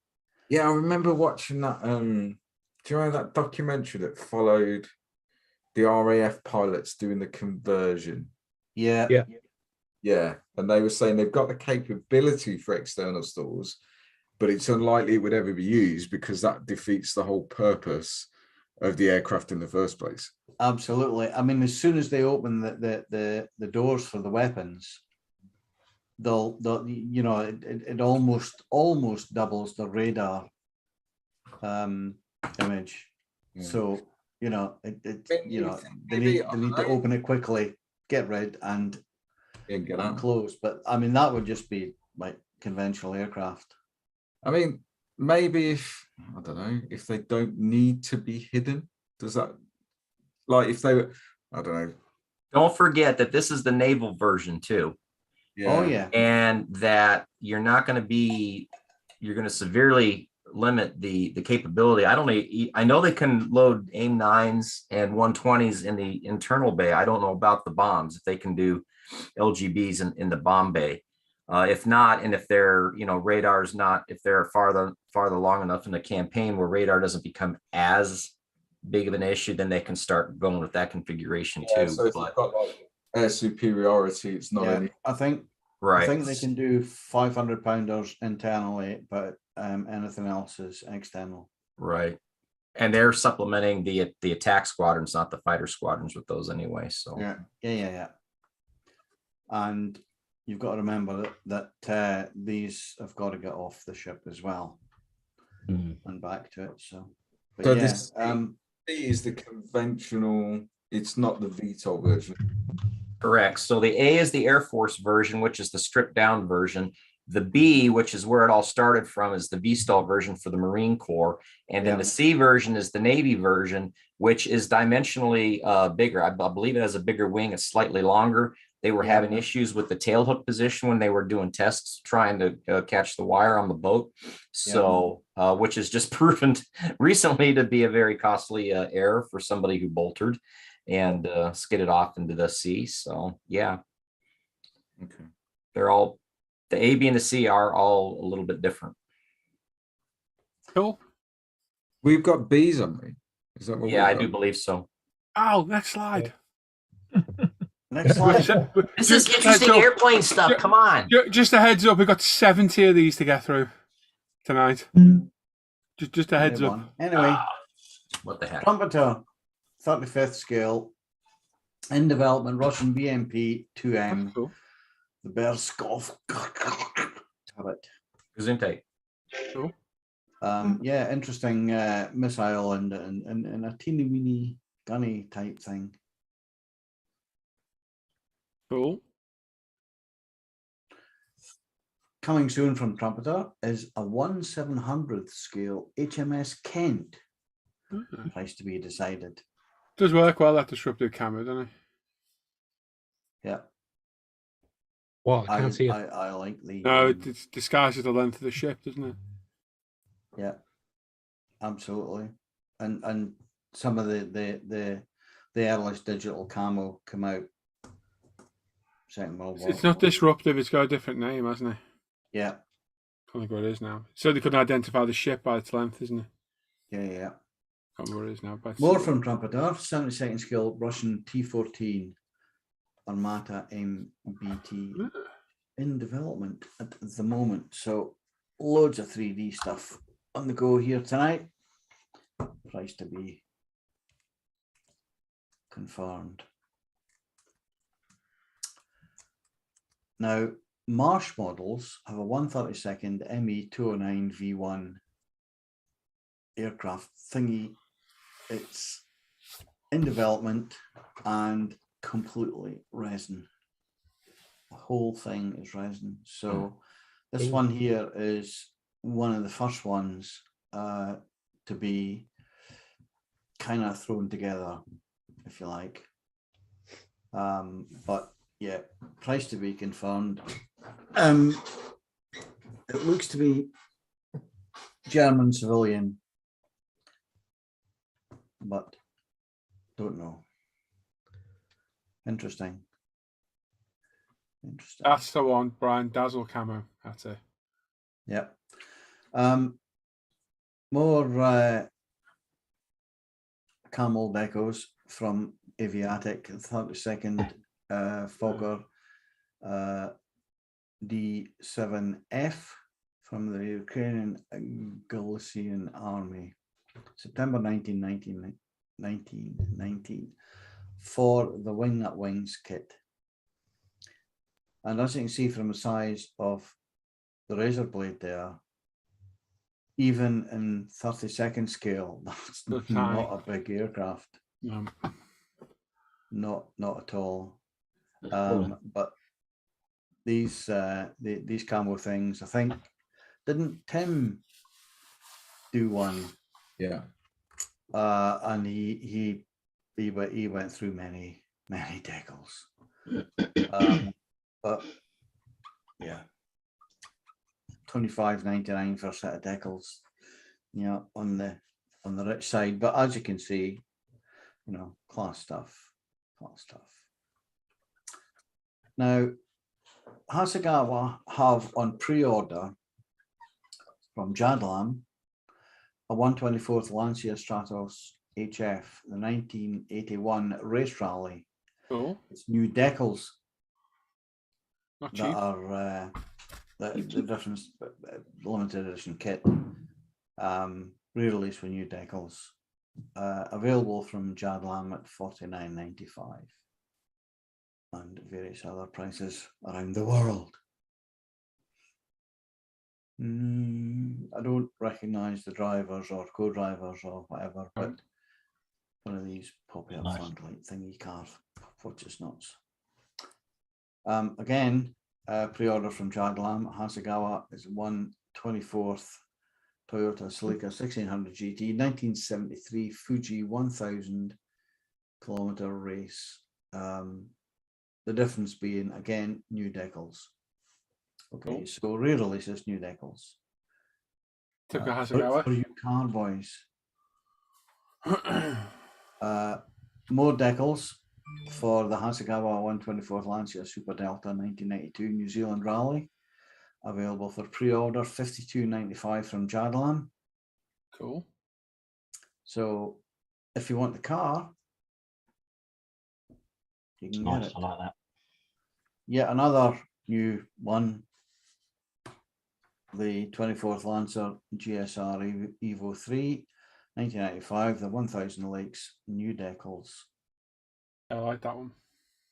Yeah. $52.95. 24 scale though, not bad. Just seem to be chucking a lot of stuff out suddenly at the moment. How's it going? Yeah. Nothing new, really. That's all existing model. Yeah. Well, yeah, old models, new decals. That's what Hasegawa does. Hasegawa does this. We know this especially from the aircraft. I mean, you know, they'll just pump out every single Air Force. It's just incredible. Anyway, the 24 Skyline GTSR Nismo Group 8S car. Cool. Bit boring, Cheaper. Oh, that truck was so popular in South Africa. It was the truck. Is somebody all right there? 24th Nissan Sunny truck, late version. I like that. On it. Available from pre-order from Jadlam at it's $49.95. Cool. Pricey. Again, new decals. I think, did we see this earlier on tonight? Somebody? No, different car. Okay, right. Okay, it Not the one James Bond did the. Anyway. Don't think so. Okay, fine. Possibly. Like a Winkle engine, didn't it? An error there. Yeah, 24th Galant GTO 2000 GSR late version decals. Difference $52.95. So, you know, $49, bouncing up a few quid, but anyway. This is a Reeboks new decals pre-order Jadlam $44.95 of the 24th Toyota Starlet. This is all I could find on it. There was no like, well, I don't know if this is box art or what, but they've got a hell of a cult following, the little Starlet. Yeah, they are massive. Yeah, they do. Yeah, a little turbo Starlet. Yeah.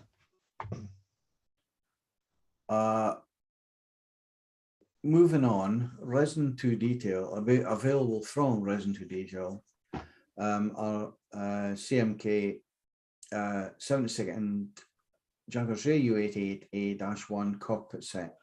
Now, I think we've seen this the other week, but it's now available. And that's for $11.25. That's a lot of resin there. And obviously the PE to go with it as well. But yeah, that would be that looks really interesting. Good on aircraft board. Available pre-order from Spot Model is the Italeri 24 scale Scania S730 Highline 4x2. Completely new. but 65, 62. Well, for Gary, that, isn't it? A lot of money, but you know, I suppose Mr. Douthwaite might be interested if he gets a commission or two. Now, Taboo Design have available on pre-order these 20 scale Ferrari F1 89 640 Scuderia Ferrari team Marlborough from the Formula One Championship 88, 90, 89 and 90. These are basically 3 sets of decals for, you know, for different drivers for the 88, 89 and 90 seasons.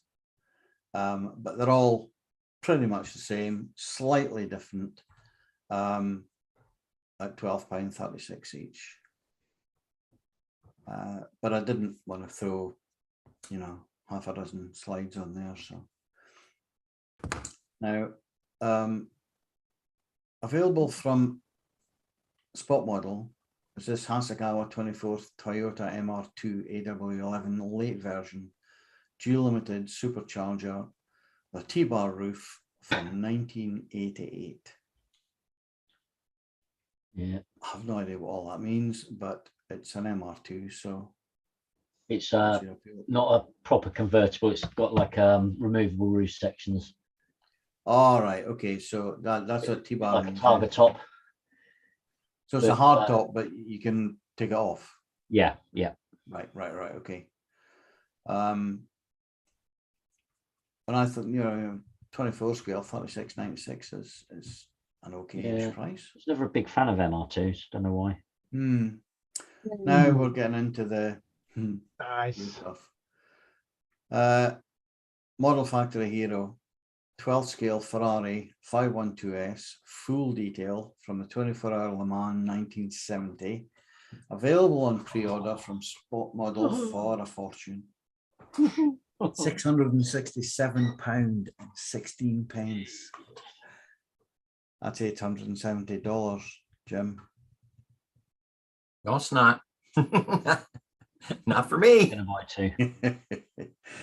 But yeah, these must be really good stuff. Moving on slightly down, Profile 24 has got a 24 scale Ligier GS2 automobiles from the Ligier team, sponsored by Gitain. 24-hour Le Mans 1975, available pre-order, Spot Model at $139.46. It's expensive, isn't it? So, Resin, full great resin title, kit. to be fair, does it? Full resin kit. I like it. Yeah, it's full resin. Yeah, it's nice. I know, but it doesn't look that great, does it? Either No, or but that's the reason the price. yeah. A nice subject. Back up to the big stuff. Profile 24, 112th Williams Ford FW07B from the Grand Prix engineering team, sponsored by Saudia, from the Canadian Grand Prix 1980 F1. Available pre-order at $558.75. Wonder what sort of detail have they got in those? And I've never seen one of the 12 scale. No, they're not nice. Yeah, for that sort They're of not alpha models. Yeah, They have to be a lot better than that for that price, though, Paul. yeah, that's what I mean. Yeah, it's not like a full multimedia detail kit, is it? That it's just basically curbside, isn't it? It's full multimedia, yeah. It's photo etch, resin, etc. Okay. But big. Whether it's got engine detail, I don't know, but it's multimedia still.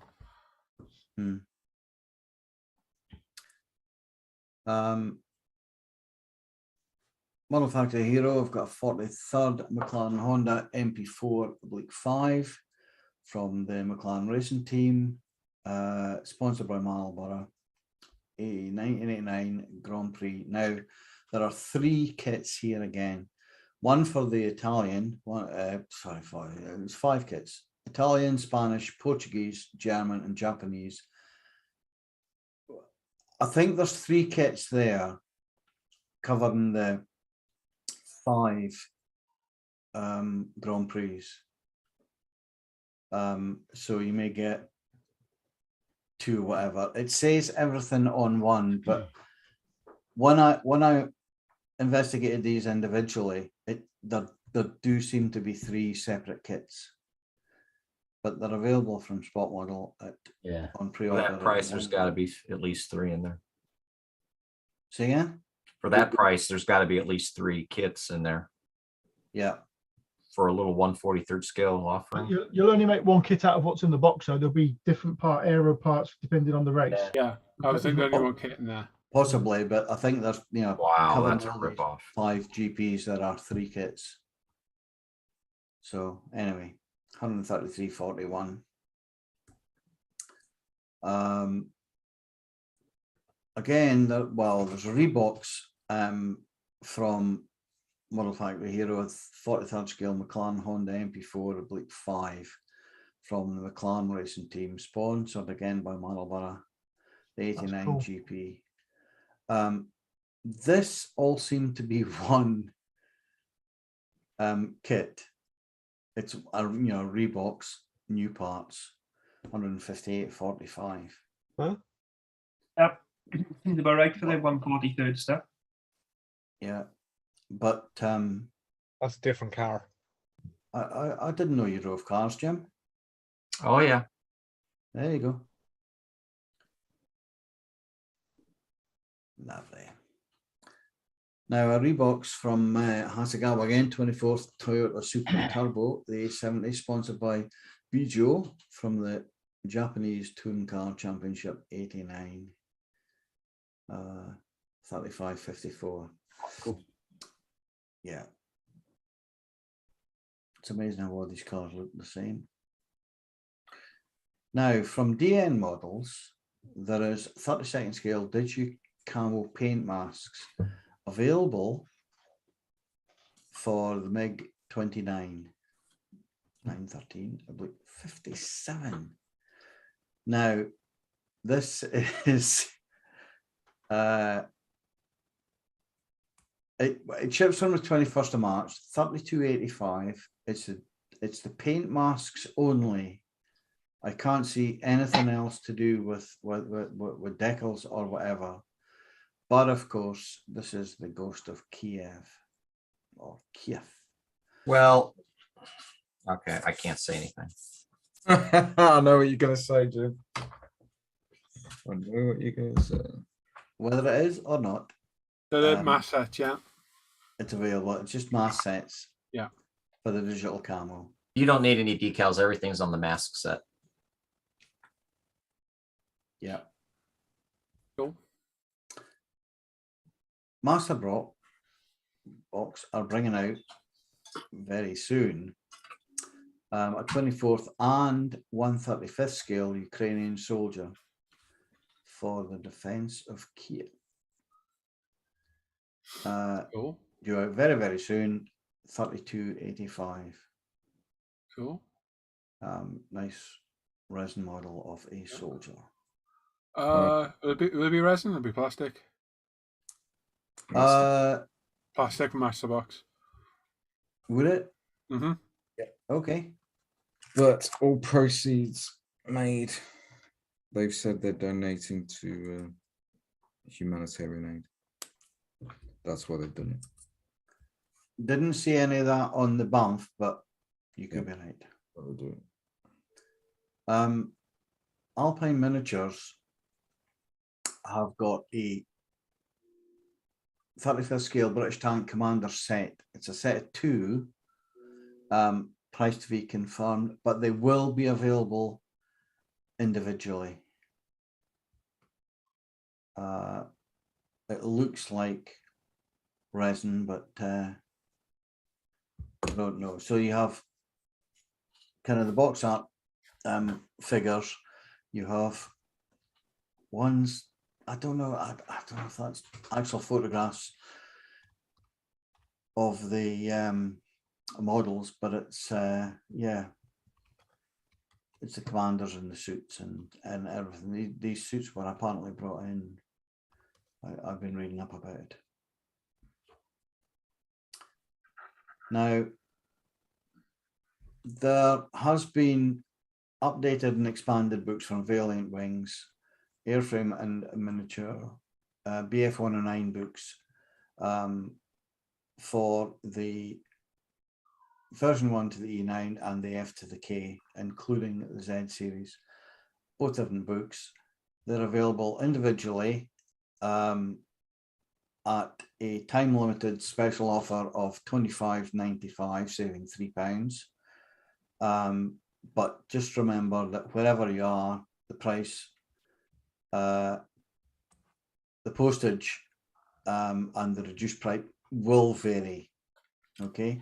However, they are available as a bundle for £46.98 plus P&P, but it doesn't say what the P&P is going to be, although it saves you a fiver, if you understand that.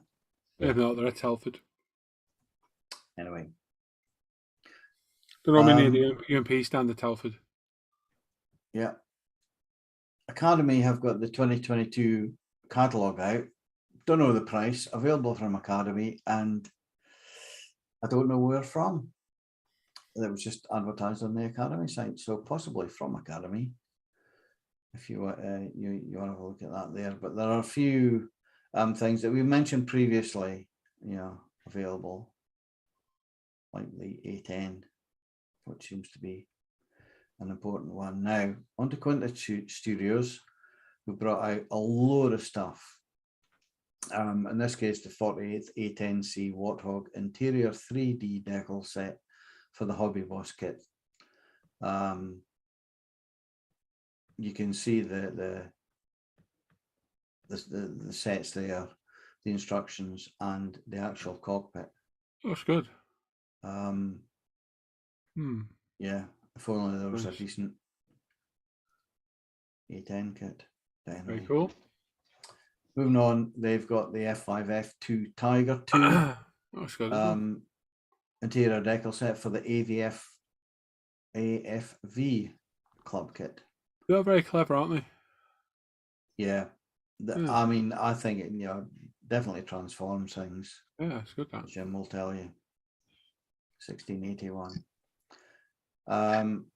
For the Hong Kong models kit, they brought out the 48th Lancaster B Mark 1 decal sheet. And yeah, that looks really good. Interesting thing is the map and the nav station there. But for the Hong Kong models kit, yeah, brilliant. That must be biggish anyway. And they've brought out for the trumpeter kit the 132nd F11A Nighthawk interior decal kit. How much you're actually going to see of that? None of that. I don't know. You'll be saying through the canopy, are you? I've seen. Was the one at Telford? Wasn't last year. It might have been 2 years ago. There was a 48 scale F117, and you just couldn't see inside the cockpit at all. But anyway, 25.53 for that one. We've also brought out 35th scale Humvee family belts. I'll say that now because it goes on to do other stuff for all kits, and you can see the placement of them there on the sides and on the rear there, on the columns. Cool. £8.40. So, and then we've got again more interior 3D decals for various bits. So it's interesting that they split these up. These two sets. Now, Redoc have brought out the second female pilot figure 2, which is now available in 32nd, 48th, and 1/72 scale at £14 and 2 pence, £10 and 8, and £4.48.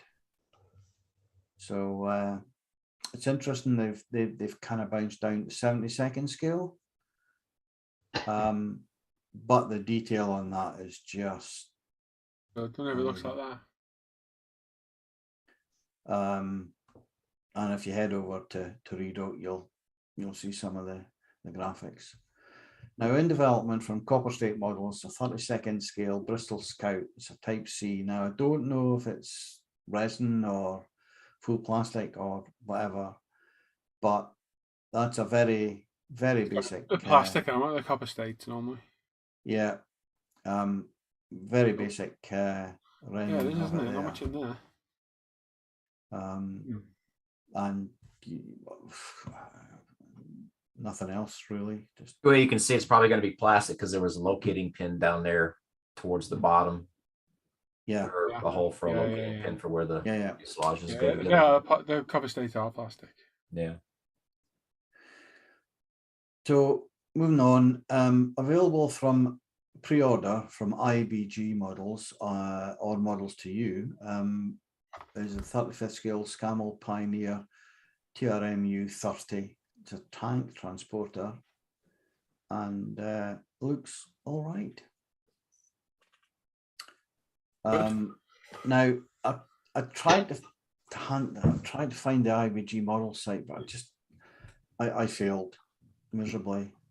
So all these are from models to you. Good.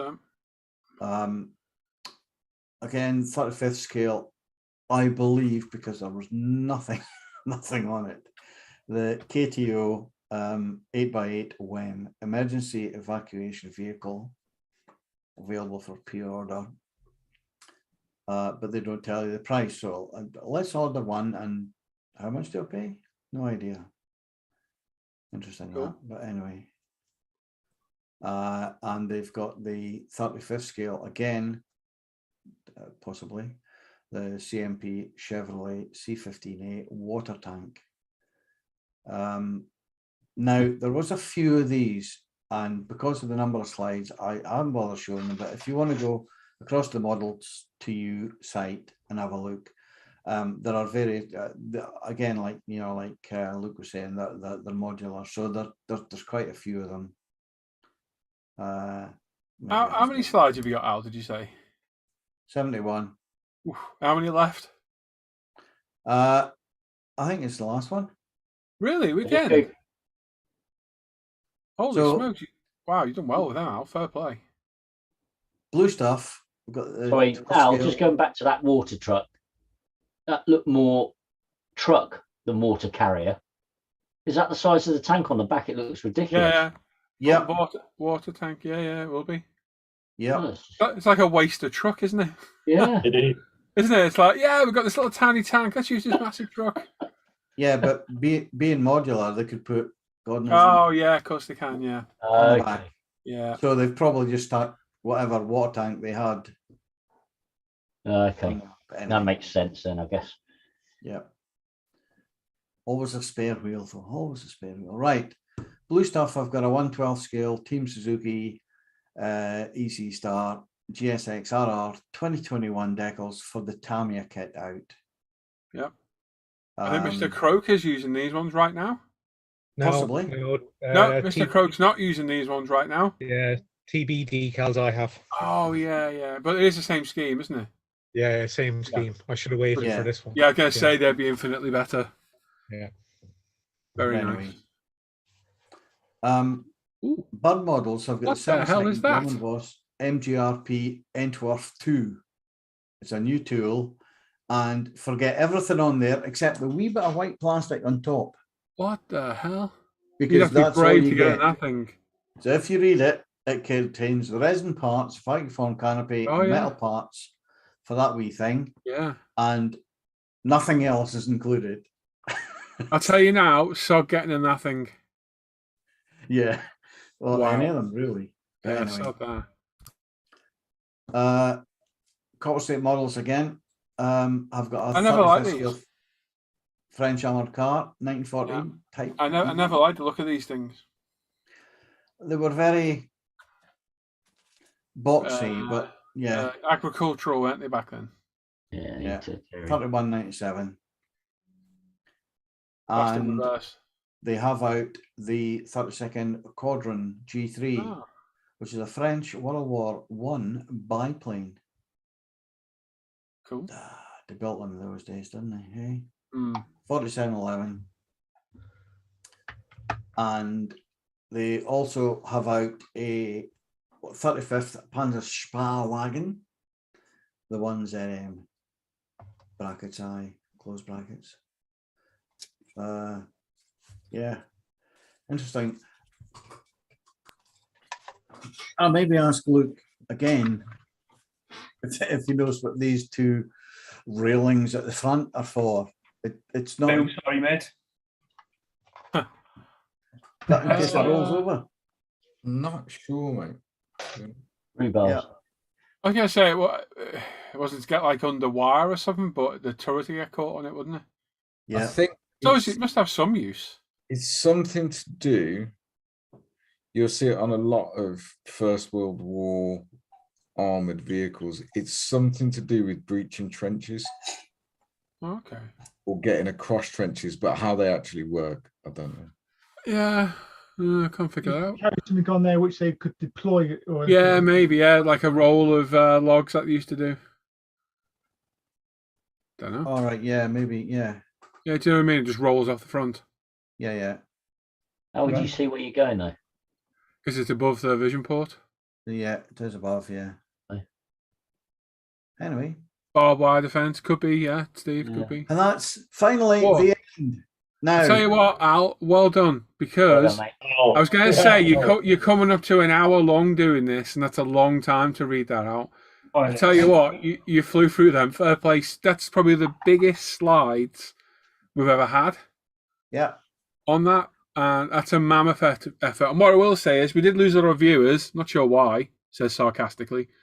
Thank you for those that stuck around and appreciated the hard work that Al put into doing this. Oh, yeah. Because I tell you now, that's probably taken Al all week to do.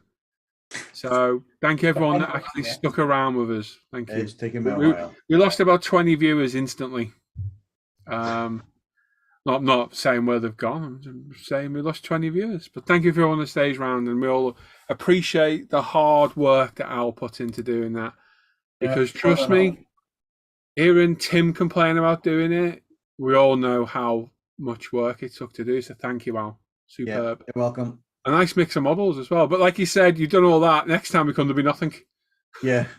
There'll be 6 I've got 3 slides this week. That's what I was going to say. That if you're about halfway through, leave them. We'll do them next time.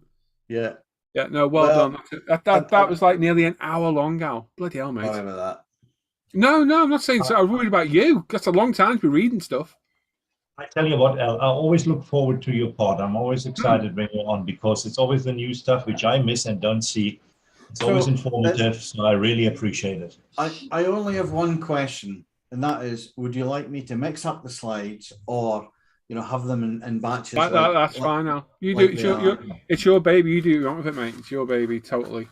Well, not really, because whatever's best or whatever. No, it's your thing, mate. It's your call. You do what you want to do. It's all your sections are your own. How you run them is up to you. No, superb, mate. Absolutely. That's going to be the busiest slideshow we've ever had. That was very good, and a good mix of stuff as well. Can I just say, it would have been over 100 slides if I'd included everything. Well, we can save them for next time, can't we? You're back next week. Yeah, I've got a few in reserve. Seriously, don't people realise how long it takes Al to do this? It's a long time to do. And yeah, well done, Al. Thank you very much for doing that. Thank you everyone who stuck around and watched it as well. We do appreciate you sticking around. Cool. But I was just going to say, speaking of sections, I'm sure Alan mentioned something earlier. Alan? I did. Yeah. Oh, yeah, about putting the sections in there into the forum just to see if we get any more. Certainly the likes of Luke's, Dan's, the questions one, whether it's worth posting them on the forum as well, to see if we get any more Well, that's just an idea. It's up to you, love. You want to do it? You want to do it? Do it. Yeah, I don't mind doing I it. thought, well, I can always guarantee what'll happen. yeah, well, Give it a go. We don't try it. We don't know. Do we? We don't try it. We don't know. I mean, Oh I yeah, don't, if you guys want to do it, yeah, put them in there. I don't know how Although many. Simon, I would advise not putting your section on there Okay, I was going Yeah, to. I've seen because that. there's already one on there. There's one on there. It's about 20,000 pages long. Yeah, I Yeah. wouldn't. Yeah, it's too much. But yeah, the other ones definitely. But don't be surprised you don't get a lot of interaction. Yeah. That's right. Give it a go. Lots of thanks in the chat from Al. Yep, very, very good. Yeah. And I'll be honest, I normally bugger off or do something while Al's doing that. Not at being horrible. I'm normally listening, spraying stuff, and I sat here and watched the whole thing. Very, very good. Very good. Pat on the back, Al. Good job. Well done. Okay, I would if I could reach. All you got to do is give yourself a reach around. Oh, yeah, but you know, it's difficult All right. when you get to it. There you go. Thank you. Right then, Mr. Scattergun. Oh, Do you want to get yours fired up and we'll get somebody else's little one out of the way? mine's ready to go. Ready and willing. Dan, how many questions have you got, mate? I got 5 questions. Go on, should we do you? Oh, and then afterwards we'll cover the questions. Don't forget next week as well, for those here, we're not here next week, are we? Because it's a 48-hour Yes. birthday, Luke, bash. No thing. 48-hour birthday bash group build on the Model Officers base in aid of Models for Heroes. Yeah. So not wanting to tread on somebody else's toes, because that's how we run around here. We decided not to do the live stream that night and give all support over there. You all right, Dan? Yeah, fine. Sorry, something caught in my throat just before I speak. Gotcha. So yeah, make sure you go over there next week. We'll give it a pinball through the week, and I think there was a link put on ISM the other day. Yes. There was, yeah. James Skiffins put one on. He did, yeah. I'm sure James put a link up. Yeah. I'm sure for the week, if someone remembers, Luke, if you remember, mate, Carswell, you chuck it up. No problem. My memory's terrible. I forget, mate. That's all. There we are. So yeah, not here next Friday. So we'll go live Friday morning instead. All right. There you go. So Okay. yeah, the 20 odd that come and watch us can come over there then. View numbers have tanked massively. We were doing well tonight as well. We're over 100 for the first time in a few weeks. I think we were about 104 before. I think we were at, and all of a sudden the viewers went. So can you do what you can do, isn't it? Yeah, I wonder if it is the back to work thing for a lot of people, because I know it's. I don't know. I don't know. I tend not to watch now during the week because just my schedule is full. So it's your fault. Yeah. No, the video views are down, interaction's down. Facebook's quite slow, very little interaction on people's posts. So it's across the board. So I don't know. It's just one of them things, isn't it? What can you do? Not much you can do, is it? We're here. I'm here every day. So I think the back to work thing it's up to plays a people who part, want to come and do it, but there'll come a point where it's just not worth streaming. So we just won't bother doing it. No, yeah. Which is a shame, really, because I enjoy doing it. Sure, Luke, Mr. Cars will enjoy streaming on a Friday. Yeah. Maybe not. Or maybe not. Yeah. Yeah, there we are. Awesome. Go on then, Dan. Do you want to do your questions, mate? Yeah, we will do. Yeah, yeah. So first question is from Mr. Pedersen, Mr. Daniel Pedersen. What is the best regulator to use? I notice mine's not very accurate when changing brushers. I go with Warren G's. Oh, just gonna say that. Yeah, as long as they mount up. Yeah, regulators. Nah. I don't use them. No, mate. I was about to say it doesn't really matter. You just set the pressure to spray them right, irrespective of what the actual pressure is. Yeah, it's kind of by your fingers and your ears are your pressure regulator. Yeah, generally, I mean, you set your compressor. My compressor very rarely moves from sort of 50 to 80. Yeah. And then, like you say, you just go by eye, feel, sound, and you'll know. Yeah, I think I've 3 settings. I've got a UMP primer setting, acrylics, and lacquers. That's about it. I've been dropping mine, on lacquers. I was sprayed most of the F15 at 10 psi, really low. Oh, I'm there as well. Yeah. But if you do really want to learn about regulators, Paul Budzik's channel. Mount up. Who? Paul Budzik. Yes. Yeah. Some of his older videos on airbrushing, he covers a lot about the accuracy of pressure gauging. So if you can stay awake through it, it is actually very informative. So have a look at his. I never change my pressure just because this is my compressor. Yeah. Oh. You know what PSI puts out? Not a clue. The only time I changed compressors for 2K, I still pushed the 2K to about 22 PSI. 2K should be sprayed at high pressure. But I've dropped it a little bit from 26 to 22 now. Yeah. Well, this has got a little knob on the side which you can turn. What about the compressor? And that's supposed to change the pressure. However, if you loosen it and it goes halfway loose, and then any more, and it just stops putting anything out. So that kind of regulator, whatever that is, just does nothing. That's either on or off. Invest in a Sparmax when you can, mate, or even more of the AS186s. They're all right. You get good and bad ones. You get one off Amazon. I think you can get them on Amazon, can't you? Yeah, I got one from Amazon. Get one with the fan as well, because it keeps it cooler. Because they do burn out if it doesn't have a fan. They get very hot. Mine to get very, very hot. Yeah. Well, this was like 16 quid with an airbrush. I don't know, but the AS186 was about 70 quid. You found that one the other day, didn't you? It was good on Amazon. Yeah, so I was looking, but that was more like a small garage compressor, but it was. Yeah, but it was only 60 decibels, wasn't it? Yeah, really, super quiet. Yeah, that wasn't there, was it? No, it's about how much was it? About 130 quid, I think it was. It's his Sparmax, only a little bit more, isn't it? Yeah, but like you got like 24-litre tank on it, so it's not going to start up that often either. But you got to get. I couldn't fit that in here. That's why I got rid of the Bambi. The Bambi was huge. So I think I was talking with Stuart RS about it, and that's what he was doing, is measuring to see if he could fit it. If you're going to use it as a proper compressor as well, it's perfect, isn't it? Well, that's the reason. They must have been oil filled then. Yeah, it's really cheap that for oil filled. Is it funny? You see the bloody size of it under his bench, though. Oh no, that's the thing. Oil filled compressor on Amazon for 130 quid. Oh no way! 60 decibels as well for a shop one. It's good that. Yeah. Does it make a constant noise? When it's on, yeah. Yeah. Doesn't got a tank, does it? Yeah. I mean, But it makes a noise when it's on, then it goes off. Yeah. I'd say if I'm. That's how compressors work, Luke. I thought you're going for a degree in engineering, aren't you? I thought you know the basic concept of a compressor.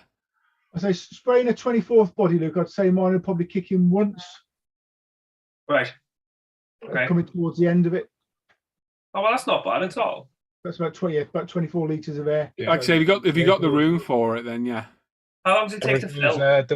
Those 70 quid ones on Amazon, every couple of minutes they'll be on. No, about 30 seconds it takes to fill. Oh, that's not, and that's 60 decibels. That's. Well, no, that's mine. I mean, mine's a lot noisier. Mine's more like, I think mine was like 89 decibels.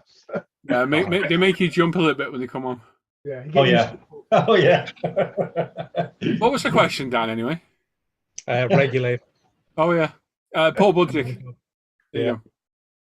So second question is from Daniel Pedersen on a similar theme. Is there a pressure guide for various paints? I've looked at my bottles and can never find a recommended pressure for spraying. General rule of thumb: lacquers 14 to 20 psi. Water-based paints, I always find a little bit more pressure to get them out. 20 psi. UMP primer likes high pressure. 25 psi. Like I say, 2K should be sprayed a little bit higher. 25. But most of the time, I could quite happily with any paint probably keep it set there at 18, and it'll spray everything. It all depends on the viscosity of the paint, doesn't it, Paul, at the end of the day? And whether you can, as long as you don't get any imperfections. Imperfections, yeah. Yeah, I think a lot of people overthink pressures with like thinning and that, and get a bit hung up on it. There's no real rule of thumb with any paint. You know, Alan sprayed his 2K with a 0.2mm needle, and actually got in an argument with somebody over that, didn't you? That you couldn't do it, yada yada yada. I followed Alan's advice, used it, works perfect, brilliant. So, I accidentally put 2mm too much thinner in my 2K, and that still come out fine. If you'd done too much hardener, it might have been different. Yeah. Yeah, but yeah, it's horse for course, isn't it? What works for you might work for somebody else. Like Vallejo paints, that age-old debate. Some people hate them, some people never have a problem. Zero paint, some never have a problem, some do. So there's no rule of thumb of anything, is it? You just go on personal experience. But with paints, don't overthink the pressure. But with lacquers, I think general rule of thumb is lacquers, you can drop the pressure right down. Anything water-based, you probably need a bit more oomph to get it out of the airbrush. Your airbrush will tell you if it's too low because it'll make weird noises and splutter. Yeah. Yeah. Anyone else? Cool. There we go. Yep. Okay. Next question. Next one is from returning Mr. Daryl Masters. Good to see him back with some questions. So for those, I don't know if he's here. He might have gone. Oh. Go on though. We'll answer his questions though anyway. Yeah. For those who are able to dedicate an entire room or build space and all the shelving and storage allows, coupled with doing a hobby for decades, how many times do you know you own something but cannot find it? Every day. Other than R32 Skyline, I know where everything is in here. Well, no, I don't know where everything is, but I know it's in here. The only thing I can't see is kits. I think what you're trying to say, Paul, is you know somebody who knows where everything is. No, because even Han doesn't know where they are. But there's two cupboards, one there, and they're both awkward to get in, and they're stacked like Tetris in there. Yeah. So I know the kits are in here, but we sometimes have to go rooting through certain cupboards to find them, and it's always the wrong bloody one. Always the way. Everything else, I know exactly where it is. Well, it's not just kits. I know where everything is in my cave. My problem is remembering which drawer I put it in. No, I know my drawers are fine as well. That's what I say. Few marks. Scale mates is really a friend there, isn't it? It really is.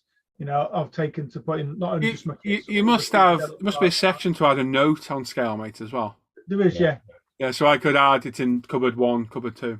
Oh yeah. That's one of the standard things, the fields they have for when you add it to your stash. All right, Dan, I haven't seen that. No, I'm just remembering. Don't be getting lippy. Oi. But I mean, it's good as well for reference. You know, I mean, yeah. How many of us have bought kits a long time ago, and we don't know what we've paid for the kit? None of mine have got the prices on them. That's what I mean. So, it could be a kit there and say, what did you pay for that for? And you're just basically going to have to guess, aren't you? Scalemates, you can also put in the price what you paid for the kit, so you've always got references. It's a that's getting too involved. I just want to put my kits on there, not become part of the IT team. Yeah, the stuff I used to lose track of was stuff like when I had spare bottles of extra thin and spare Tamiya masking tape. I'd forget I bought some because I forgot where I put it. Whereas now I have standard kind of boxes that I keep spares in. I have a box where all that stuff goes in, so you just root through that every now and then. Brian's got a good question. Do you have to spray higher pressure if you're using a siphon feed? I think you do. Yeah, I haven't used one for a long time, but I think I've seen to remember they do need a bit more pressure to get them to work properly. Yeah, it'll have to, because it lifts the paint up. You need the additional pressure to lift it. Yeah. Whereas the suction, you've got a head of pressure from the paint itself. So. I never was successful with those. Eventually gave up. Gravity feeds. I mean, even all real paint shops now they're all switched to gravity feed, aren't they? Rather than the siphon feeds. They're okay to use. They're a pig to clean. Yeah, it's ridiculous to clean. Yeah. So next question is from Daryl as well. So yesterday, 9th of March, I got fed up of pinging parts as gentle as I could hold them in a tweezer. After finding said parts, I looked at my PE pencil, and months of cursing was cured. So what tools or devices has the crew bought for one purpose with no thought to other uses? I've got a circle cutter for cutting circles. I've got an airbrush for spraying paint. I don't use it for anything else. I've got paint for painting. I bought a small hammer specifically for. So I'm looking at Al. See, that's not a full size hammer. That's a toffee hammer. It just looks big in Al's hands. Darryl, what do you think to the answers to your questions, mate? Oh dear, sorry, Al. So, what tool specifically? I bought a small hammer specifically for the Top Studio chain set. I'd say it's probably the circle cutting again. That's all it ever gets used for is cutting circles, but it's when you want to cut a circle, it's absolutely brilliant. Yeah, but that doesn't answer Daryl's question because you didn't buy it to cut one specific circle on a kit, did you? I can see where he's coming from with the question. I can't think of anything I've done that with, really. No. I bought a coffee warmer and worked out it heats up decal water as well. I thought you bought a decal warmer and we figured out it heated up coffee. It might have been that way round, yeah. It was that way round. You ruined it. You ruined it. Back to sleep. Bloody hell. Yes. It's been a long day. Jim, can you think? I can't think of anything I've bought for a specific purpose. And I bought a magnetic tumbler to polish all the white metal parts in that model factory kit. There you go. Yeah. And I haven't used it since. Yeah. Well, it's all right. You get loads more of those kits, so that'll come in really handy. Oh yeah. Alan? Now again, I tend to adapt things rather than buy an individual tool if I can, if that makes sense. Yeah. Tinfoil as a hat, that sort of thing. What was that, Luke? Tinfoil as a hat, that sort of thing. Can't think of any specific tool. No, nothing specific. I bought these on a specific crocodile or alligator clips on a stick. Oh yeah, specifically for holding the stuff so you could paint it. Yep. That was one of the. These are the things that I use daily. Absolutely invaluable. Oh no. So is he asking, have you bought a specific tool for a specific kit? Yes, I think that's what he was asking, yeah. I think that's what he's I'd ask him to clarify, but I don't think he's here. I think he buggered off to watch a review. I think he meant more for a specific job. So he bought a PE pencil just for picking up PE parts. Oh. Yeah, you would. That's a bit more of a general question. Yeah. I bought decal scissors for cutting decals. Yeah, exactly. I've got a brush cleaning part for cleaning brushes. You know what I did buy the other day, though? Got a screw cutter for cutting parts from the screw. No. Yes. Oh, yeah, he's got his... we'll have to word this right. The Americans get confused. He's got his eraser. Yeah. Tamiya eraser. Tamiya eraser for erasing my mistakes. So I'm going to use it on this F15 very shortly. No, you've got about 5 of those then, Luke. Luke, you were going to say something when you and Al were talking together. If talking about specific tools for specific jobs, then I bought a mold specifically to do fur texture on space walls. I've never used it for anything else. That's how I heard the question, but yeah, I think that's close. If not, it's a bit of a general open question. Yeah, because otherwise, well, I've got a knife that cuts stuff. If anyone's in here and in the other thing that's live at the minute, tell Darryl Ranson's questions he posted, and could he clarify for us, because we're trying to figure it out, but he's not here. Right, can someone please explain to me what else is live currently? There's a review that was scheduled live while we were live. That's all. And when it went on, we lost a lot of our viewers. So, cheers. Is what it is. Yes. Well, anyway, we done with that one, Dan? Yeah. On to the next question.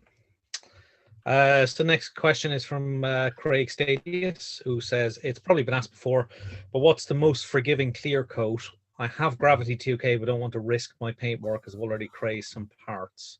That The only is the other most one- forgiving clear Yeah. coat, probably. Ah, He says that the only is- other one he knows of is Mr. Hobby and a rattle can.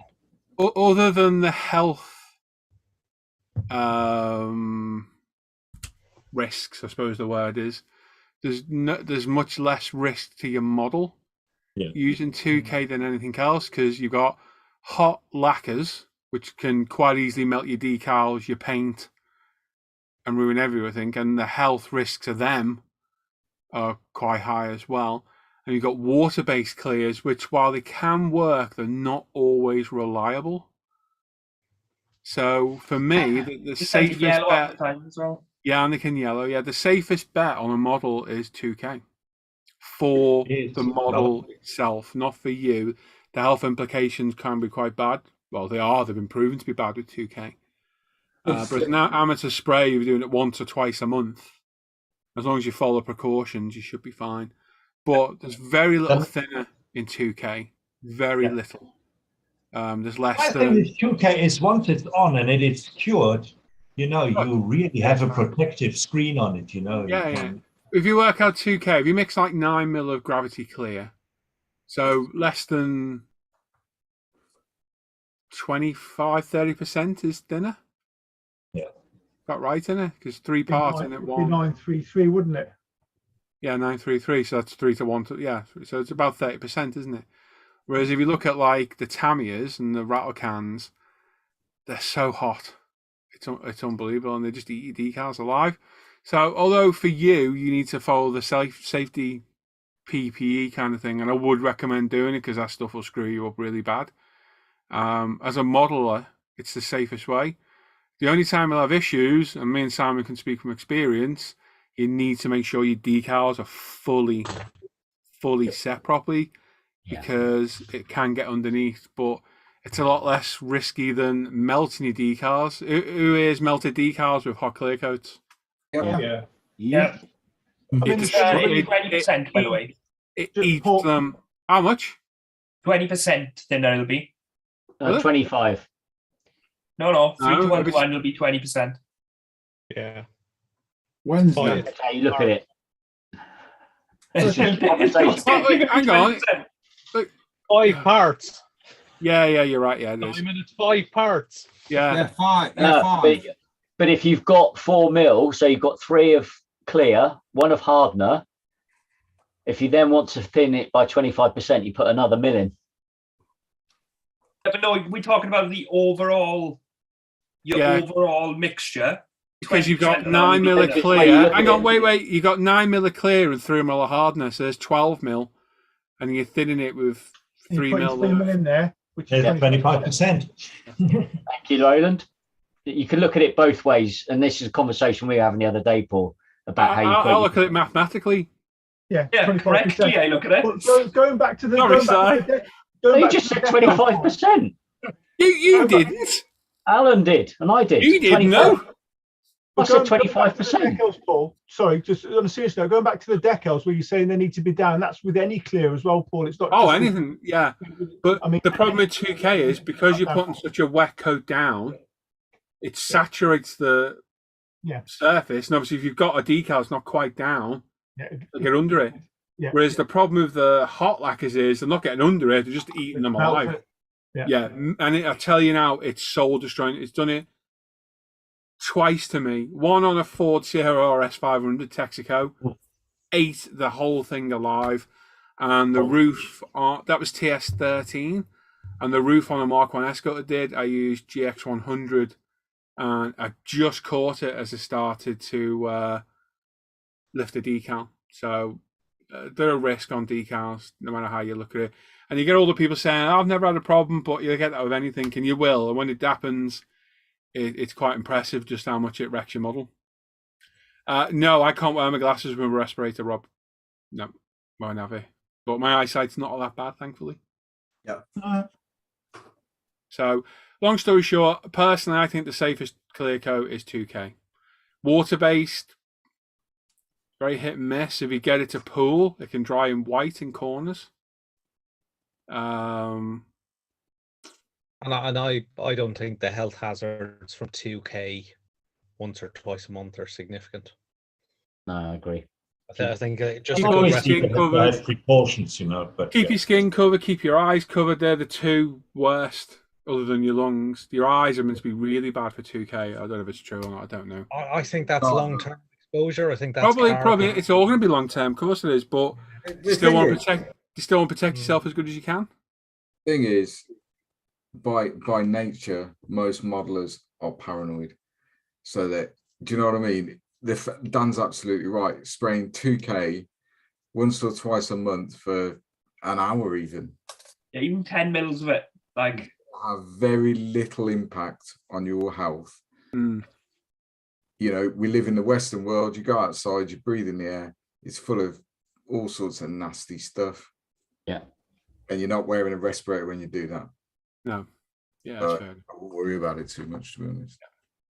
But if you guys are not sure, on ISM, Paul has a video how to spray 2K, and he gives you the whole rundown of the safety precautions he takes. And if you do that, you should be properly protected. Yeah. Oh yeah. I got the way I do mine, and that's the way I do. I bought more full face protection doesn't respirator. do you any harm. So you know.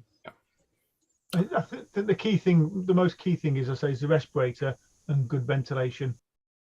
Gloves. Make sure you cover your hands up. You don't want that stuff in your hands. It's a pig to get off. And arms. Arms, yeah, I would Yeah, cover. I mean, don't do it in a t-shirt. Or if you do, have cut off sleeves. Not sure who does that. Or, in my drawer. I 2K'd my actual bike fairings in my back garden with a scarf tied around my face and shorts. And my hairs yeah, on but my you're legs. outside though. You're outside though. It won't matter. It'll be gone. Yeah, but the hairs on my legs were all stuck together afterwards from the spray back. Yep, always to use protection. Yeah. Rob says he never uses 2K. Too scared to use 2K. Why are you scared, Cully? In what way? Mr. Hobby warns against using them with decals. Yeah, because they'll eat them alive. Eat them alive. They'll eat your paint. Never mind the decals. Anything else, Dan? No, that was it. Kev B said same question about clear coat, so we're done for questions. Right, okay. That was the last one. Nice one. From one Dan to another. Are you okay, Dan? I am now. Bit lighter on your feet. Oh my. Good stuff. Right, we're going over to Dan. He's going to look at all the work you've shared over the past 20 minutes. 3 weeks. Is it 3 weeks now? Weeks. Yeah, 2 weeks. 2 weeks. 2 weeks. No, we do Dan's every 2 weeks anyway, don't we? We meant to do Dan's last week. Yeah, so it's a week. We were supposed to do Al's last week. Al last week. Yes. Thank you, Dan. All right then. Yeah, you run the bloody show. Yeah, go on. Go on, Dan. So pay attention to what you're looking at because you're going to vote in a bit, and the winner will get pride of place on the daily live stream page. All right. So pay attention. Over to you, Dan. I'm hoping that's screen sharing. It is. Yes. Yes. Good stuff. We're going to start on the forum, as always. Just because we can. Just move you down yonder. And there's only one on the forum this week. It's Captain Bigelow. And it says, I thought we'll go retro and post in the forum this week. A 48 scale Hobby Boss A10A in the 1982 Arctic camo. That's Richie, isn't it? Yes. I like that a lot. Yeah, it's very nice. It's yeah, I like that. That's really good, that particular paint scheme. Unusual scheme for us, nice. Yes. Oh, Straight over to Face Ache. And the first one out of the gate is Mr. Robert Hayes. He says, hi all, this is a 24th scale Revell Foo 65 Chevy Impala.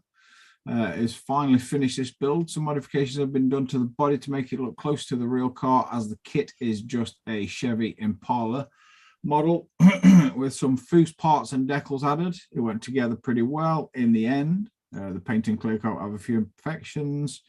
But he's happy with the overall finish. He's primed it with Zero Paints black primer. Orange stripe painted with LP51. Top half of car is LP62 titanium gold, and the bottom half is LP63 titanium silver. The clear coat is Zero Paints 2K clear coat. Polish with UMP polishing system. Interior and running gear painted with various LP paints. All sprayed through is trusty UMP Apex airbrush. Thanks for looking. Nice work. I like that. Very nice. That's a nice body color, actually. Now, do you know what? It's quite retro. Yeah. And I like that a lot. I like it a lot. Mr. Joe Yellow.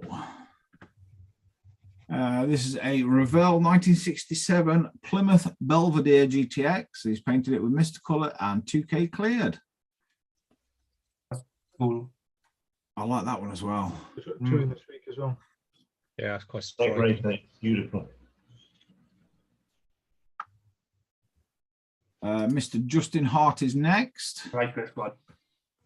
He says, greetings, gents. This is a, I nearly knocked all my Lego all over. This is a Revell 24 scale 1944 pickup. He's built it for the Pearl Harbor 80th anniversary group build. The body is splash paints candy green over splash sparkle candy base. The fenders, wings, are splash candy green over Mr. Surfacer 1500 black and Tamiya pearl clear. All the chrome was stripped and resprayed in alclad copper. A scratch built the entire dual exhaust, as the kit exhaust is all molded in and terrible. Scratch built battery and battery, I'm guessing tray. So there isn't just a battery floating in midair. He's wired the plugs and added a small bit of 0.75mm plastic rod at the end, so you can see the plug tops like on an actual flathead engine. No idea.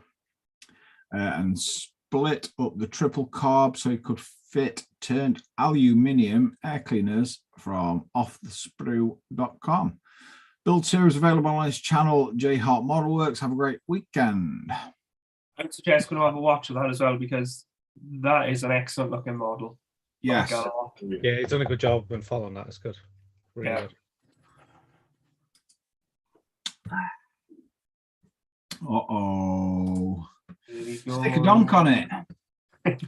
This is Mr. Daniel Blair next, and he's finished the Revell 1/25th scale 1962 Impala 3-in-1 kit. It's painted in Tamiya grey primer, then two-tone of TS58 Pearl Light Blue and TS74 Champagne Gold with Model Master's Wet Look Clear, and he's using some aftermarket Badonkadonk rims to simulate 24-inch whips.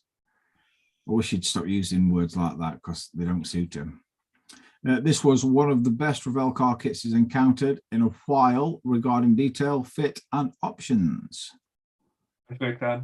I do like it, but he needs to stop using words. Yeah.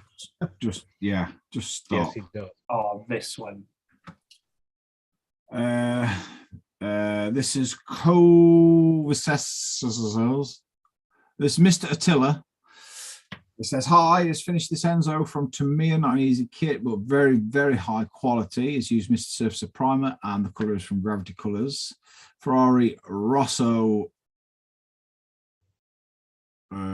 metal is I have no idea.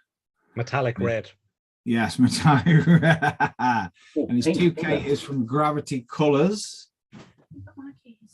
I have your keys, yes. We bring my keys. Give them in. back, Dan. We'll bring my keys, thank you. I'm getting told off. And his where are we? 2K from Gravity Colours. Anything else is painted with Tamiya LP paints. Thank you for watching and reading. What's that? I do like that. That Lovely. does You look. like that colour? Yeah, the colour's awful. Though, doesn't it, to me? All the carbon decal work on that is I was just about to say that carbon work is bang on, I think. Same as the lids, you know, like the lids on his bottles and whatnot. Yeah. Yeah. But I like that a lot. I like it a lot. This is Mr. Gary Ride the Wind next. He said, this is a Tamiya 12th scale Ducati 1199 Senna Panigale. Custom mix of Gravity and Tamiya LP after the melting yet again of junk. 0 paint. Stripped and repainted. Finished in Gravity 2K. Top Studio detail set and Tamiya detail fork set. Okay, thank you. All right, see you tomorrow. See you tomorrow. I love you. Yeah. Love you, Dan. She's chuckling. She'll kill you later. Don't worry. We're finished in Gravity 2K, top studio detail set and Tamiya detail fork set, clear spruce sprayed clear yellow for the clutch and brake reservoirs. These are lovely kits to build. Gravity Colour Spain now do the Senna paint. Save yourself some pain. Don't buy zero toxic brake fluid in a bottle. Stick with Gravity Spain. Thanks for looking. He has made a good job. He has made a good job of that, has he? Very clean, very clean. And weirdly, I like how he's done that, where he's got the big picture and then a small picture, just, you know, bringing up the rear. Yeah. That's what she said. Oh, Mr. Carswell. This is our very own Mr. Luke Carswell. And this week he's finished the 56-ish scale Imperial Knight, all brush painted with Citadel and Vallejo, with the exception of a rattle can primer and flat coat. Yeah, I like that. That's how you use a hairy stick, isn't it? Yep. Good, that. Lovely work. Brilliant, yeah. And yellow is such a hard colour to brush paint also. Mm-hmm. Yeah. Lovely I've work. had many a tantrum and fire regarding yellow paint. Ooh. This is Mr. John Stone next. He says, greetings once again, slaves to the plastic. This week we saw the completion of the Das Work 1/16th scale Stug 3 early. He's primed it using ammo of McDock base red primer and painted using Tamiya paints. He's added the rear stowage rack himself and the guards for spare track links on the sides. Hope you like it and model on. Yeah, I like that. Nice Very work, nice. Very nice, John. Love it. Looks good. One of these days he will turn out something really crap, Norrie. Mr. Chris Pilling is next. This is a Tamiya 24 scale VW Beetle 66. He's trying to give a old classic a new look. He's painted it in Mr. Hobby Black Primer, Mr. Colour C100 Red Wine with MC 215 copper trims and wheels. Mr. Hobby GX 112 Super Gloss Coat, aftermarket Airshima 14-inch wheels, interior painted in Tamiya light grey with dark grey felt carpets. Tried a hot rod style on this old girl, had a couple of issues with and cracks with the bodywork, but overall is happy with how it's come out. Have a good evening, everyone. Done a good job of that, to be fair. Yeah. To be fair, yeah, I like that. That clear coat's come out well as well, hasn't it? It's as he took the picture on a cheese grater. He always takes his photos and that, doesn't he? I don't know Thing what it is, is. though, you know, to get a good reflection, you need a good clear coat, really, I suppose. You do. And yeah, like I said, the clear's come out really well on that. Yeah. And for the Beetle, yeah, it's done quite well. And I quite like this one as well. Cool. Mr. Dave McRae, it's Colin's brother. He says, evening, folks. Finished up this 24 scale B-Max Mitsubishi Lancer Turbo Lombard Rally. He's primed with Mr. Surfaces, painted it in zero paint advanced set and cleared with Super Clear 3. Everything else is Tamiya acrylics and a bit of Molotov chrome. Belts and buckles nicked from a spare Lancia 037 detail set and micro balloons used on the seats. It's a great little kit, but the red in the Advan decals are a few shades too light. Checked with another set of Advan decals he has, and it's a different shade of red, so there's a slight difference between the decals and the paint. If he did it again, he would have just painted the stripes on. Thank you all. It's a bit weird, isn't it? I like that. It's a different car, isn't it? Do you know what I mean? It's something that you don't normally see. And I do like his interior, what he's got going on there with his fire extinguisher and his footplate for the co-pilot. I quite like that a lot. That's cool. Nice work, Dave. Ooh, Mr. Graham Stewart next. This is a 1/24 scale Hasegawa Lancia Delta HF Integrale, various Vallejo metal color, various Tamiya paint, Studio 27 etch details, Scale Motorsports Kevlar for the seats, KMP suspension and brakes, KMP wheels, silver window tint used, Halford's white primer, Halford's appliance white, Mr. Colour GX Super Clear 3, UMP Decal Solutions. He started it last year on and off, pushed through to the end to get it finished. He's added a plastic strut for the CB radio, seatbelts material from the Studio 27 etch set. Cool. Nice job, Graham. I like a Delta. Very nice. They just look really good. My mate bought one years ago, not a fast one like that. We got it out to a scrapyard, so you can imagine the condition. And we were going down an unfinished section of bypass, and one of the wheels fell off, which is always handy. So we literally got out, took the radio out of the dash, and walked away. Left it exactly where it were, because it were a pile of horse doo-doo. This is Mr. Mark Ewing next.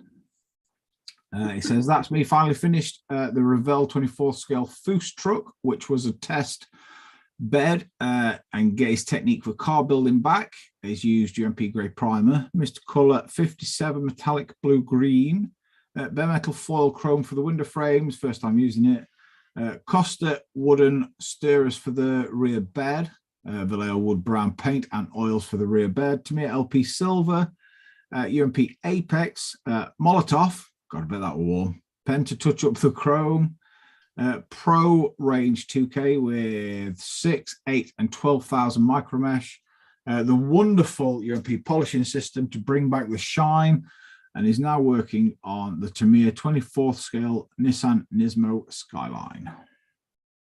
Very nice, Mark. I like that. Lovely colour as well. Yeah, I do like that colour. I think that is the same colour I did my GT500. Oh, it might be, yeah. I think it is. It's a really nice colour from Mr. Hobby. Yeah. Ooh, and another belter from Mr. Gary Constable. He says he's finished the Tamiya Sauber Mercedes C9 in 24th scale. This was a great kit with loads of scope for detailing. Materials and paint used was Tamiya LP paints, Mr. Hobby surface primer, various alkali and Mr. Hobby metal colours, Tamiya and Scale Motorsports carbon decals, and Tamiya detail wire, and various plastic and brass rod parts. Yeah, I like that. Yeah, I like that a lot. like that.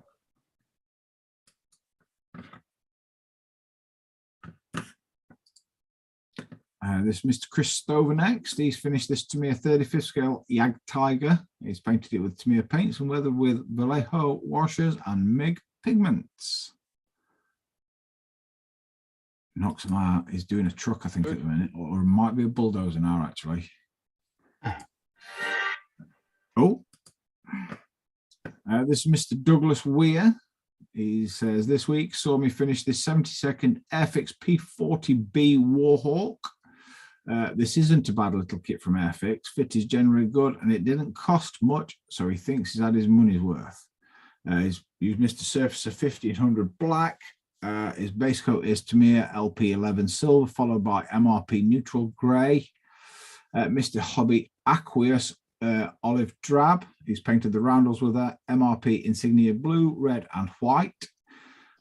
His clear coat is MRP super clear matte varnish, UMP Decal Solutions, weather with Abtalung oils and Tamiya weathering sets. The rest was painted with a mix of various Tamiya, Mr. Hobby and Vallejo paints.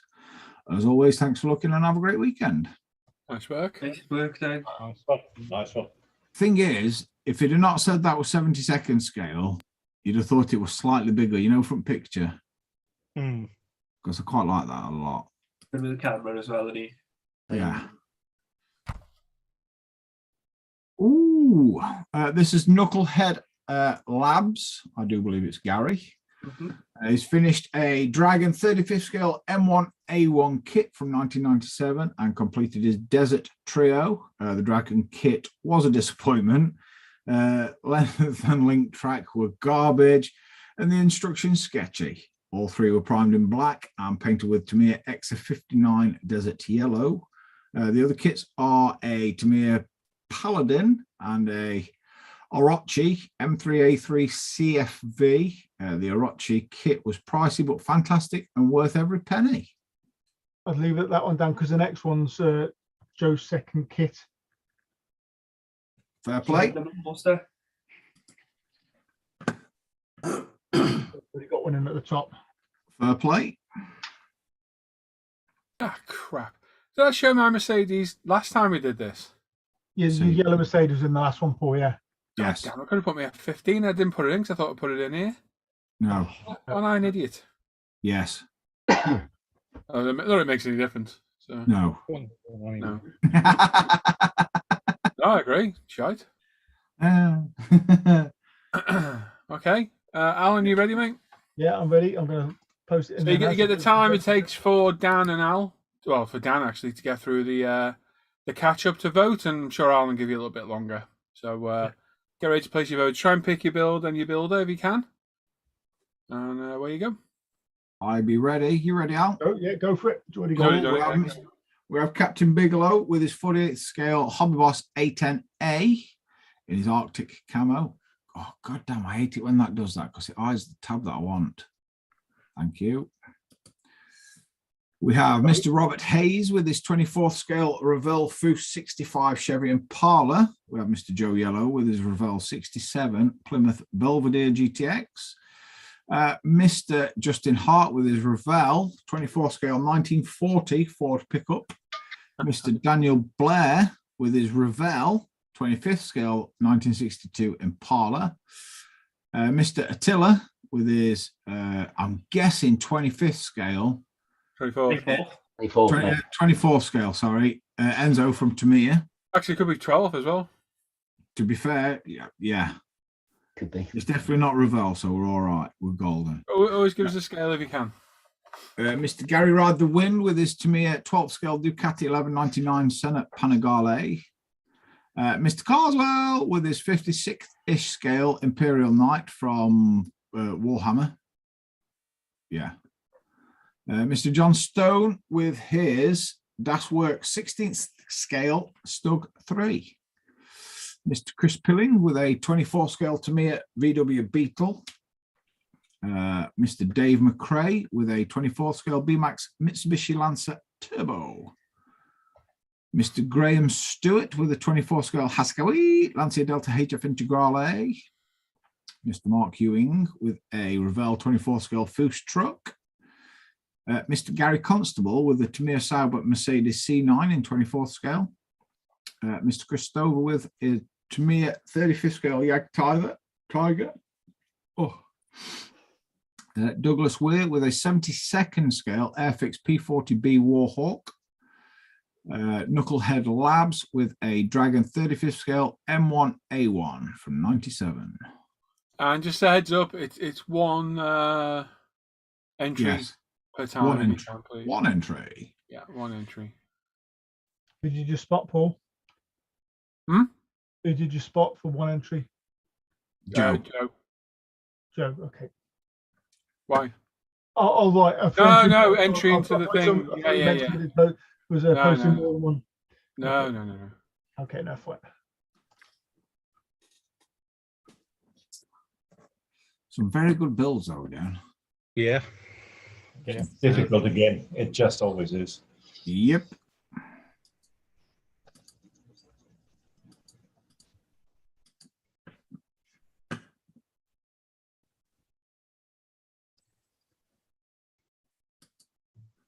Come on. There's only 30 odd votes.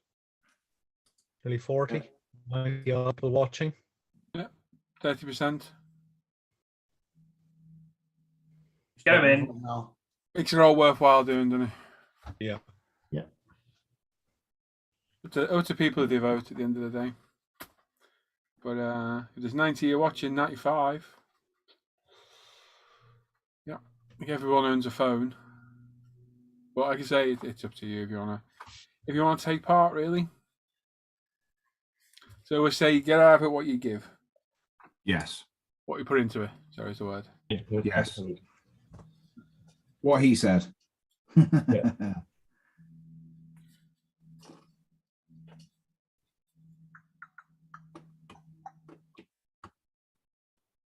Do we, honest thoughts here, do we think the live show's dying on its arse a little bit after 6 years? I don't. Looking for thoughts and opinions of everybody. I don't think so. No, I want to say.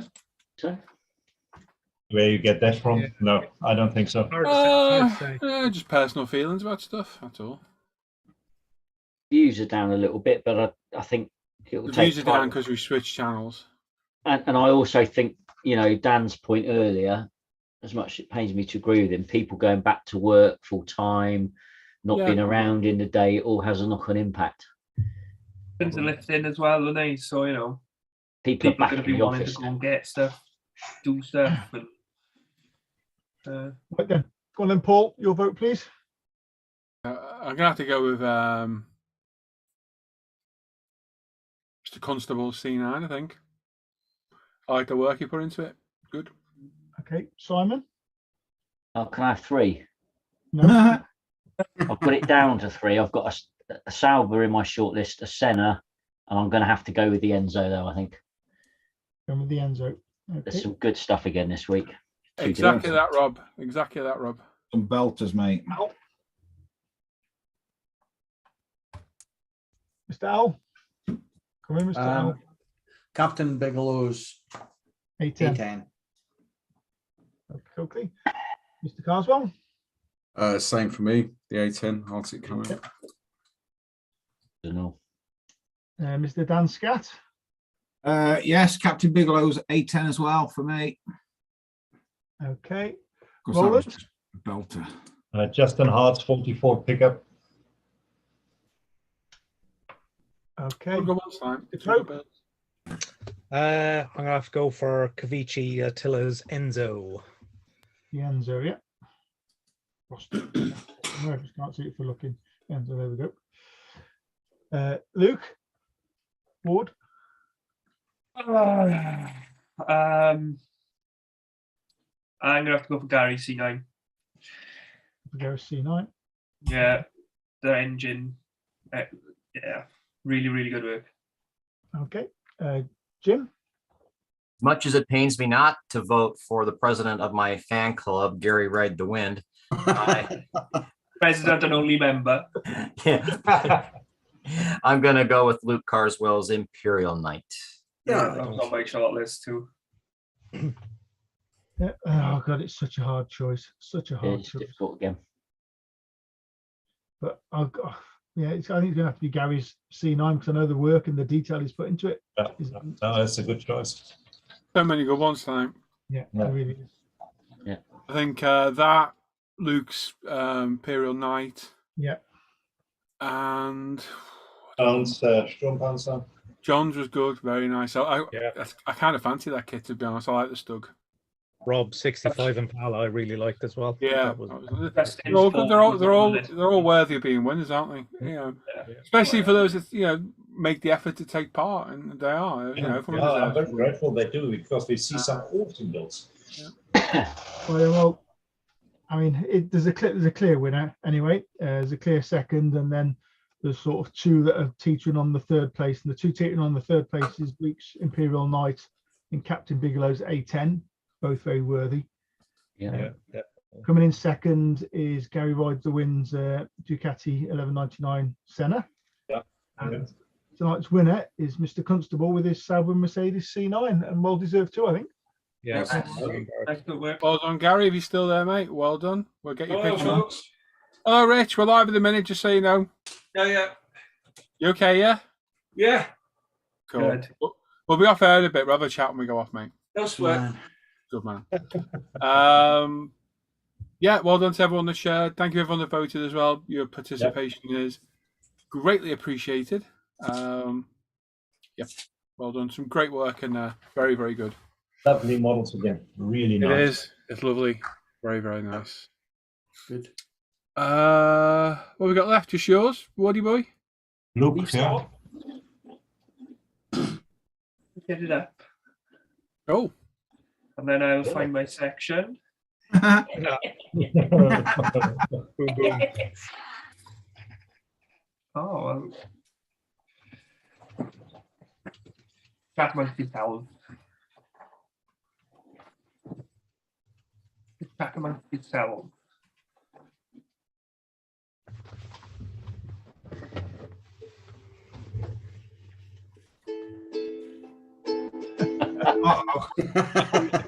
Luke, hurry up. I've got any plastic spoons? Better move on, Luke, please.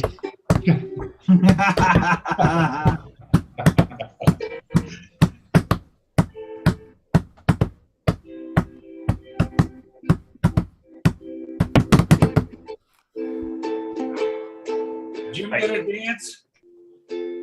Right. Go on, Jim. Yeah, dance. Jim will dance. I'll dance and get my chanter too. He's going to get his doohickey. Doohickey. Well done, Gary. Well done. Gary's in the chat. Well done, mate. Yeah, man. Very good.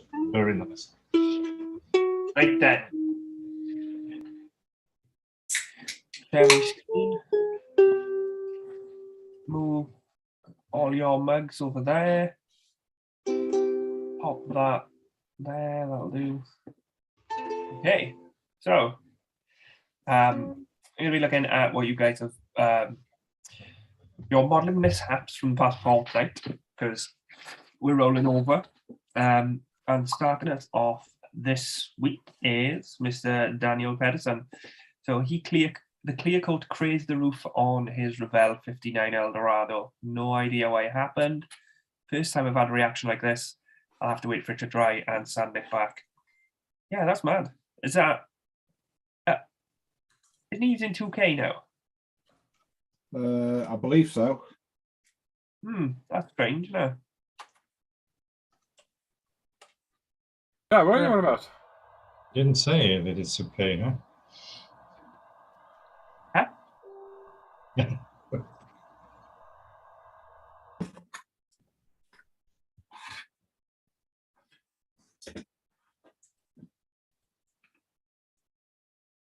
There's another photo. Yes. Ouch. Ooh. That was a week They ago. look but- like fish eyes. Yeah. That contamination in your airbrush. Dan P, are you there? Are you watching? I wonder if he's He was mixing earlier. in cheap medicine cups or using a syringe. Yeah, it could be. It could be some silicone or something in there. Or Yeah, that looks like molds and- fish eye. Looks like a contamination of the 2K. That to me. If you're using cheap, it was Model Master lacquer. Yeah, it's hot. That'll be the one that Dan says he uses has had a problem with. Further up, we said in the chat, he uses testers. Oh, it's a different one. Oh no, Model Master is testers, isn't it? Yeah. Yeah. Look, probably because it's hot, mate. Pop it like it's hard. Pop it like it's hard.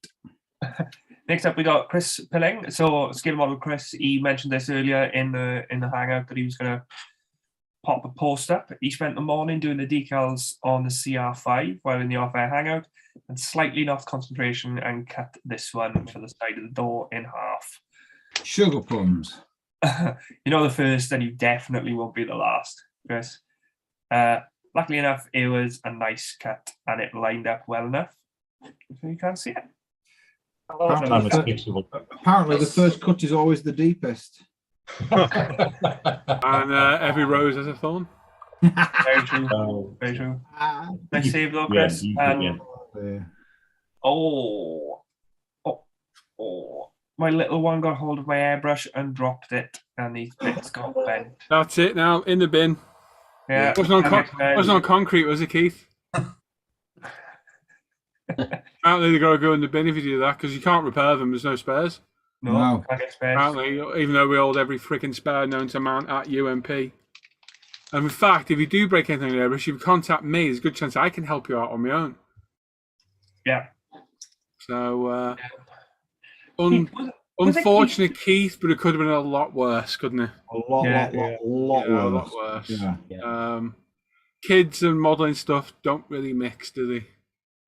Unless Do you you remember when it was it Emily? No, it was the kid who was looking after all the Tim's display case. Do you remember that, Dan? Yes. Oh my God, yeah.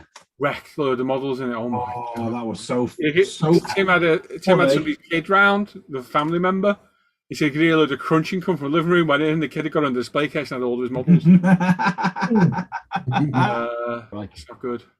It was funny, but not funny. Anyway. No. Is that right, Luke? That's all we have now. Good man. So, yeah, there we go. That's what I thought, Gary. Yeah, it looked like silicon, didn't it? Like fish eyes. With Keith, was it? You say teeth or Keith? Keith. It sounded the same.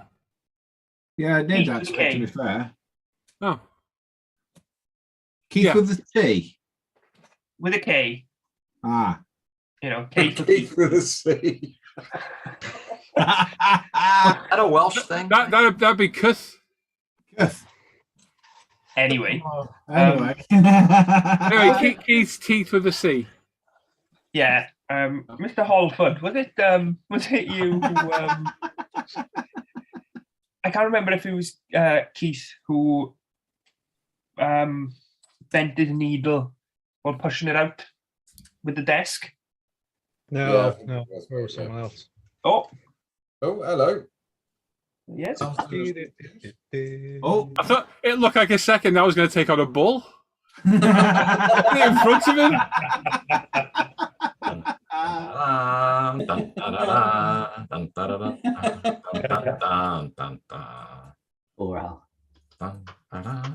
No, we're not talking to you, Andy. No teeth.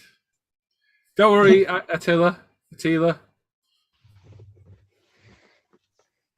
24 scale. 24. Was it a Tamiya kit, that one?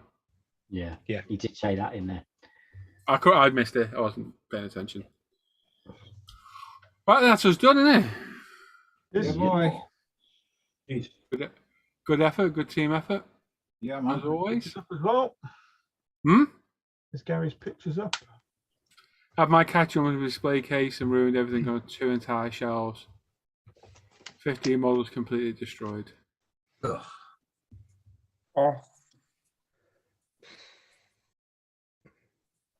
We'll just have a dig at it here. Roland said that happened to him, but apparently the models look the same. No, there's no change. No change. I'm quite safe about that. That's why I have cats. Doesn't really make a difference. Right then, so there we go. We're done tonight. So thanks everyone who stuck with us. Much appreciated. We'll be back on Sunday morning. Don't forget the Off Air Hangouts are always open. More than welcome to join. All the links for everything ISM related are in the description of the video down below. And thanks everyone who's joined in tonight. Everyone that took the time to vote and share your work and ask questions and what have you. Thank you everyone. And thank you for all these guys. Post your progress. Post your progress, yeah. And thanks for all these guys for joining in on a Friday night as usual. So thanks for watching everyone. We will catch you all on Sunday. Take care. And bye-bye. Bye. Bye-bye. Jim, do a dance. Jim, dance.